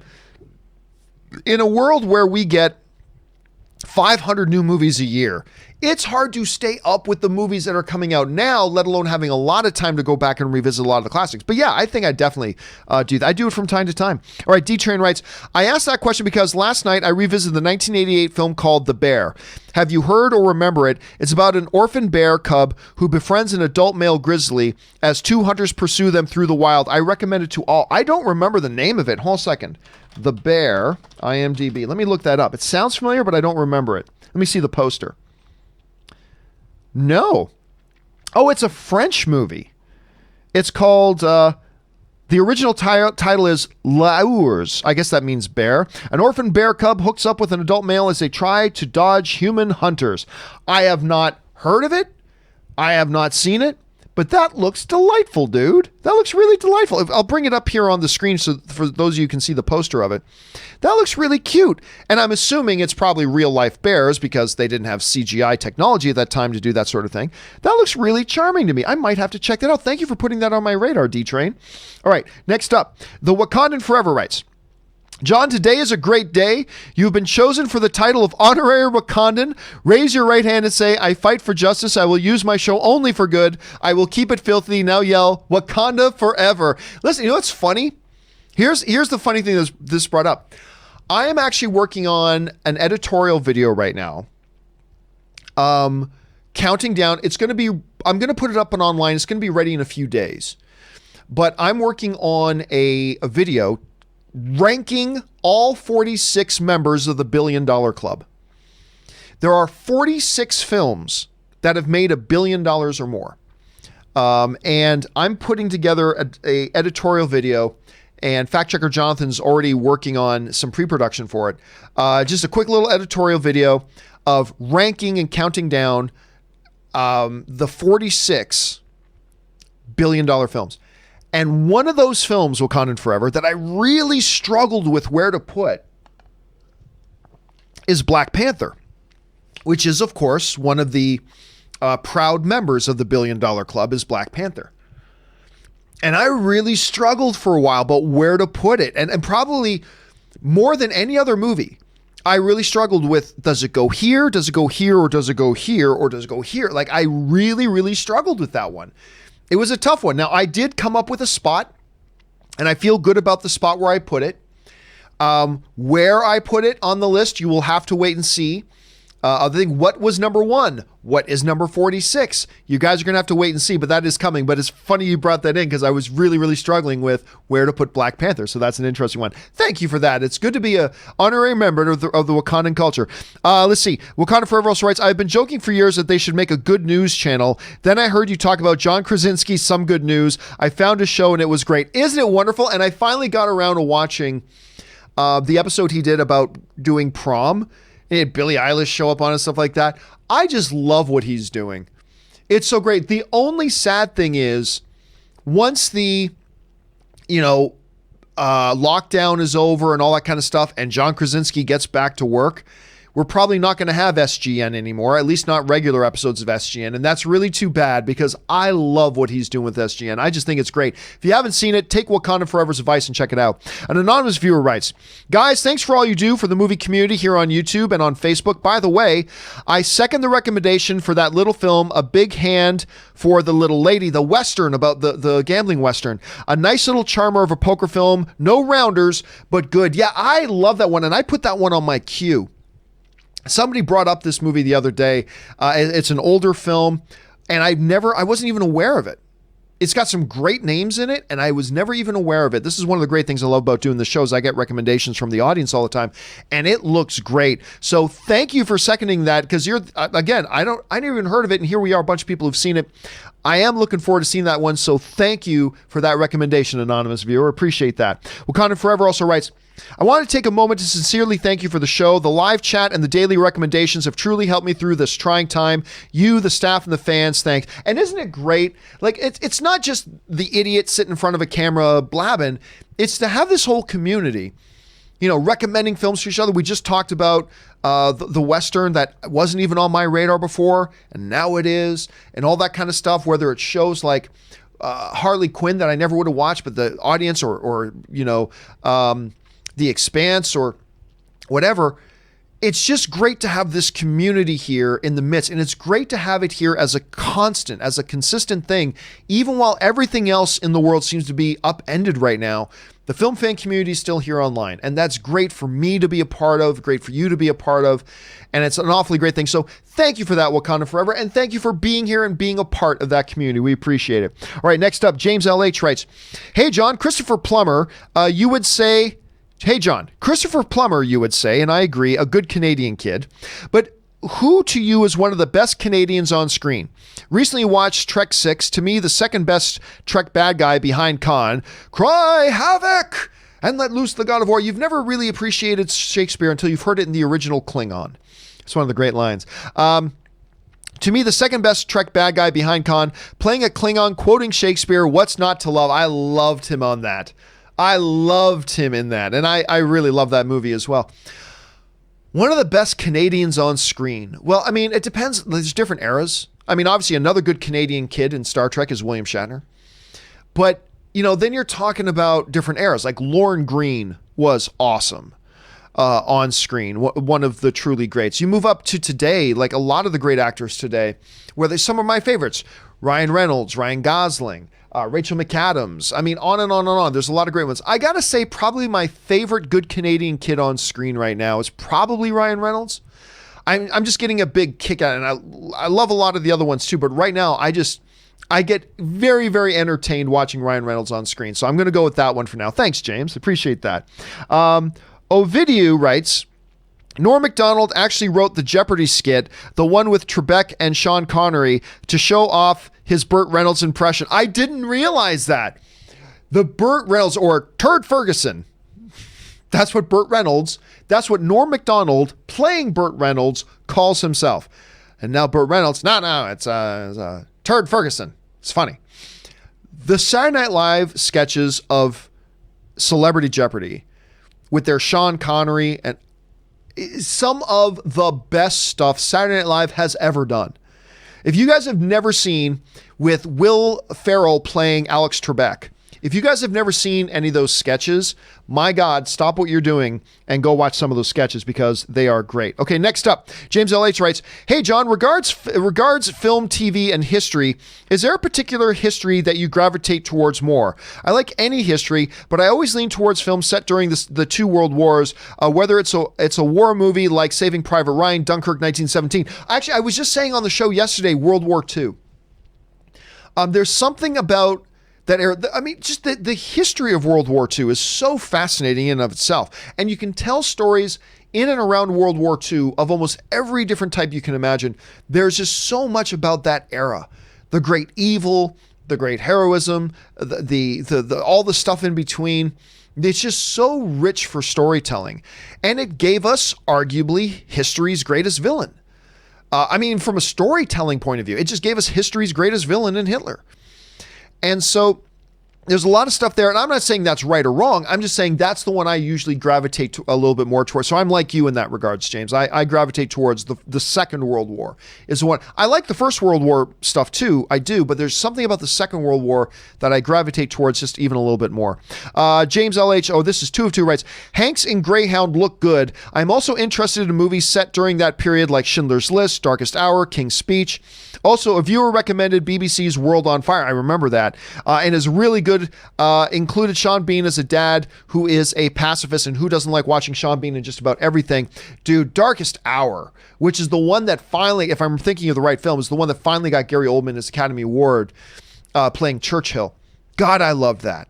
And you could actually watch, for those of you who've seen both, you could watch Dunkirk and Finest Hour, and you'd be forgiven if you thought that they were maybe shared cinematic universe movies because they kind of tie into each other a little bit. It's a really nice watch, but good list, James. I absolutely 100% agree. All right, Really Tired 64 writes, hey, John, did you see that Matrix 4 and John Wick 4 are both scheduled for release on the same day? May 21st, 2021. Is that Keanu's birthday or something? Yeah, we talked about that a month or two ago. One of them's going to move. They just have to. They can't have the same star promoting two different films on the same day. I just don't see that happening. It's got to be a glitch in the Matrix, pardon the pun, but I think one of them absolutely has to move off that date. They absolutely do. All right, Louis Dotson writes, recently saw all 4 Indiana Jones movies. I'd been missing out. Love them. They hold up. That led to Blood and Treasure on CBS All Access. It fills in the holes for an adventure story. Decent enough. Recommended 7 out of 10. You know what? I've never heard. I have CBS All Access. I have that damn network. I've never even heard of Blood and Treasure. I might have to check that out. Blood and Treasure on CBS All Access. I'll check it out. Yeah, I mean, look, the original Indiana Jones films, which, by the way, I'm totally envious that you get to watch it for the first time because that's something I'll never get to do again in my lifetime is watch those for the first time. My favorite is still Last Crusade. I know most people, their favorite is Raiders, and it's awesome, so of course. But there's something about Last Crusade that to me just, I don't know. To me, it was the Avengers Endgame of the Indiana Jones series. It was because you're bringing all these different things together. You get his dad in there, Sean Connery playing it, which is just the chemistry between Ford and Connery was so freaking good. I just loved it. So I'm completely envious. And thank you for letting me know about Blood and Treasure. Again, I've never even heard of it. I'm going to stick my nose in there and see what that's all about. Thank you for that, Luis. All right. Byron Bay writes, hi, John. I work at a theater in Australia, and we have almost flattened the curb countrywide. We'll hopefully open next month. What content could we show? There are no major releases until July. Cheers. Yeah, and that's not just, and by the way, Australia, great job on that. Somebody else wrote in from Australia yesterday saying that they had in their town, they had 0 new cases. So that is great. Whatever it is you guys are doing, awesome. It's the same struggle they're having here in North America about when the movie theaters open, what do they open with? The best thing to do is popular catalog material. Avatar, Avengers Endgame, Back to the Future, Jurassic Park. I mean, these big things to just get people eased back into coming back to the movie theaters again. Make it like $5 a ticket. Or less even, like maybe even make it less than $5 a ticket. Just get people back into the habit of coming back into the movies theaters again. That is the best thing to do. And preferably something that's at least a year old. Like don't put out Onward, right? I mean, that the hype train and the buzz and the momentum there has come and gone. Don't do that, but bring out some of these films and really get them rolling. I think that's the best thing to do. I think that's the only real option, to be honest with you, Byron. So here's hoping we can get that theater stuff up and running again as quickly as possible when it's safe to do so. And let's see how that all turns out. All right, Diamond Dog's Puppy. We only got time for a couple more here, guys. Diamond Dog's Puppy writes, hello, John. I was thinking of another underrated movie suggestion, the 2000 drama Boiler Room. Ben Affleck had a small role. I love Boiler Room, by the way. Had a small role, but owned it. There was a private writing room with Vin Diesel and Giovanni Ribisi, and it was just a good, sobering look at investing by good sir. Yeah, that is a great one. If you have not checked that one out, and by the way, there are 2 Vin Diesel films that I often go back to and tell people, check these out. If you want to see like how good Vin Diesel really is, because it's hard to tell in the Fast and the Furious movies, because those are certain types of movies. One is Boiler Room. The other, and it's the courtroom one. It's the courtroom one. Hold on a second. Let me bring it. It's Call Me. I think it's Call Me something. Hold on a second. Why am I freezing on the name? I actually love this movie. It's called Find Me Guilty. Not Call Me. Find Me Guilty. If you want to see, and it's really weird because it's a Vin Diesel movie where he's got hair. I mean, so it's kind of weird to see. Sidney Lumet directed it. Really, really good little film. And again, it's one of those films where it's not Fast and Furious, it's not Triple X, it's actually showing Vin Diesel's acting chops, which is pretty cool. All right, an anonymous viewer writes, breaking, Atlanta has announced plans to reopen the city now that they have a 28-3. There's a little football humor for those of you who are not sports fans. That's a little inside joke at the, with the Patriots involved there too. But for those of you listening to the podcast, breaking, Atlanta has announced it plans to reopen the city now that they have a 28-3 lead on COVID-19. Again, suggesting it's just a little bit premature. Just a little bit premature. All right, Hoser Miaz writes, I think that Spider-Man 3 will be delayed to July of 2022.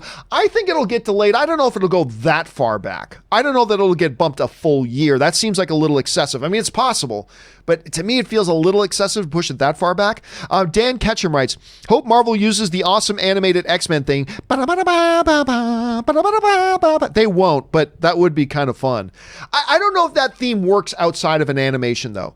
I think that theme is a little too cheesy for a live action thing, but oh my God, the memory of that music is just so good. All right, last question that we have time for here today, guys. Couch Talk writes, I'm so sad that Scoob dropped theatrical release to go straight to VOD. Do you think they did this because they thought it wouldn't make money in cinemas? Yes. It seemed like everyone has got, I don't know, Couch. I get hundreds of emails every day from people stuff in. I have not seen any excitement for Scoob. I mean, maybe you have. I'm just saying, I can only tell you what my personal experience has been. And my personal experience with all the people who tweet me and write in emails and stuff like that, I have seen no excitement for it. At least very, very little. So yeah, I thought this was a movie that was going to absolutely flop. I thought this movie was going to flop and tank horribly. And I can only assume Warner Brothers must suspect so as well, thus the move that they're making. But you never know. I mean, like Rob pointed out earlier, especially when it comes to kid-targeted stuff. But Scooby-Doo is not something today's kids are tuned in with, right? Today's kids are tuned in with Frozen and other things. I don't know that today's kids are tuned into Scooby-Doo. But be that as it may, Rob raised a really good point earlier about you never know with programming like that. Like it could just hit the right note and get people, and maybe it could have. Who knows? I suspect it was going to flop hard. Maybe I'm wrong about that. But I suspect that, and I suspect Warner Brothers suspected that as well, but we'll see. All right, Alex Dietman writes, John, I left you an email in the topic board that shows just how inspiring the power of film is, and I hope you will share it. You're the best. Well, thank you so much for that. And I haven't looked at that email in about 15 hours since I did my show notes, but I will check it out. And if it's appropriate to share, I will share it. But I don't always share things. I mean, obviously I get hundreds of emails every day. I can't always share stuff that gets in there, but if it's appropriate, I will. But thank you for saying that in. I love those types of stories, Alex. I just love those types of stories. Gio writes, Quibi idea. Awesome, most dangerous game, good show. Awesome, most dangerous game, good show. All right, I'm not quite sure what that is. I'm not sure Quibi's going to be around 6 months from now, so you might want to get your idea into them as fast as you can. Blake Studwell writes, why do you think Ezra Miller never apologized? I honestly think because they are taking the stupid approach of, hey, you know what? With all the COVID-19 stuff going on, no one's going to pay attention to this. Everybody will forget. Just be quiet. Let's wait for this all to blow over. It's not going to blow over. And I think they made a really tragic mistake by not coming out and getting in front of it. Darklock63 writes, this is for the Batman doesn't kill crowd. From 1939 to 1940, Batman carried a gun. Handguns are for killing humans. They are not very efficient at hunting. Yeah, there's that. Now, some people will point out, of course, Darklock, that the character evolved and changed over time. But let's not, like I keep trying to tell people, that Batman in the comics has a long history of killing people. As a matter of fact, I even brought up a comic strip from not long ago where Batman and Robin were talking. Robin was saying they needed to kill this guy, and Batman's saying, no, we can't just kill him because that would make us no better than the thugs that we're fighting. To which Robin says, but you've killed people. And Batman says, yes, in self-defense. So, I mean, look, there's a lot of precedent. There's a lot of precedent for Batman killing people. then there's precedent saying certain iterations, Batman never kills people. All I'm saying here is that there is no one true definitive answer to that. So that's something we got to keep in mind. Matthew Melograno writes, I hope Spider-Man 3 will be better than the other ones. I like Spider-Man Homecoming and Spider-Man Far From Home. I like Spider-Man Homecoming more than Far From Home, but I enjoyed Far From Home. But listen, whenever a new movie's coming out, of course we want it to be better than the other ones. Even if the other ones are great, we always want them to be better than the other ones. All right, last question today, guys.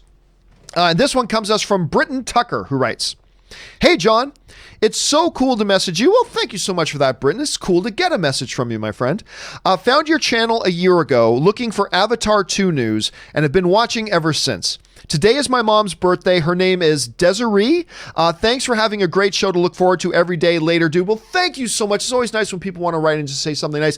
And happy birthday to your mom, Desiree. My mom's birthday was just a couple weeks ago. So happy birthday to your mom. I hope you guys have a fantastic time, assuming you were able to get together and hang out, depending on what the lockdown situation is where you live. So, dude, thank you so much for being here and being a part of the show, and that is awesome. All right, listen, for everybody else, oh, you know what? Dark Helmet sent in a $50 super chat. I'm going to answer that one. So let's do that. And if it's a question, we will also answer it in its own standalone video later. Thank you for supporting the channel on that level, Dark Helmet. Dark Helmet writes, Hey, John. We are a huge fan of the Blumhouse films. With the movie industry struggling, do you think they will get gobbled up by a larger company? And when will you give some updates with your special project? Thanks, Camping with Campea Club. Okay, so number one, I don't think Jason Blum has any desire to sell that company. I don't think he has any desire to sell that company. And number two, here's the thing. If I'm Warner Brothers, right, or Universal or Disney, part of what makes Blumhouse so successful is their completely independent way of doing things. They do things, they make movies with change they find under their couch. They keep their budget super, super low, like smaller than any studio would make their movies for. Like if any other studio had made Invisible Man, they would have made it for $45 million or $50 million. Jason Blum made it for $7 million. And you just lose that if a big studio gobbles them up and buys them. Then their films won't be nearly as successful anymore. So they're doing great, but if I'm Warner Brothers, if I buy them, it'll lose a lot of what makes it great, and therefore it's not a good investment for me. So I don't think we're going to see that happen because of two things. I think Jason Blum loves what he's doing. And number two, I think a big studio knows that part of that magic will be lost if suddenly now it's owned by a big studio. That will lessen the value for them as a purchase. So that's I think Blumhouse is completely safe where it is. And again, I don't like all their movies, but they make some really fun ones, and they are doing something in the industry that needs to be done, showing the movie industry that you don't need to spend $200 million to make a great movie. And they're the ones kind of leading that charge, and I really hope they continue to do that because I love what they're doing. All right, listen, guys. For everybody else, from Daily Asgardian News, Mr. Graham 91, Johnny, and everybody else who has sent in a question that we don't have time to get around to right now, do not worry. I'm going to do a companion video a little bit later today and put it up on the channel today, and I'm going to answer every single question that you guys sent in, and so that will be up and answered properly in a video a little bit later today. Keep your guys' eyes open for that. All right, guys. That will do it for today's installment of the John Campea Show. Thank you so much for being here. Again, guys, a couple quick reminders. Number one, even if you don't often do it, go and subscribe to our podcast. Just search for the John Campea Show podcast on any of your podcasting apps of choice. Make sure you subscribe. Go check out that shop at thejohncampeashow.com/shop and check out the different things that we have there. And also, guys, make sure that you guys subscribe. Click the thumbs up button, leave a comment of your thoughts below. That's always good for the algorithm here on YouTube. It helps the show out. And we will, of course, see you guys back again tomorrow. Guys, that will do it for me for now for this installment of the John Campea Show. Thank you guys so much for being here. Special thank you to all you guys who sent in questions. Number one, because you gave us great fun things to talk about. And number two, because you supported the channel while you were doing it. And all of us here on the John Campea Show, thank you guys very much for that. That'll do it for me for now, guys. Thanks so much for being here. Do the four things. Stay smart, stay safe, take care of yourselves, take care of the people around you. My name's John Campea, and until next time, bye-bye.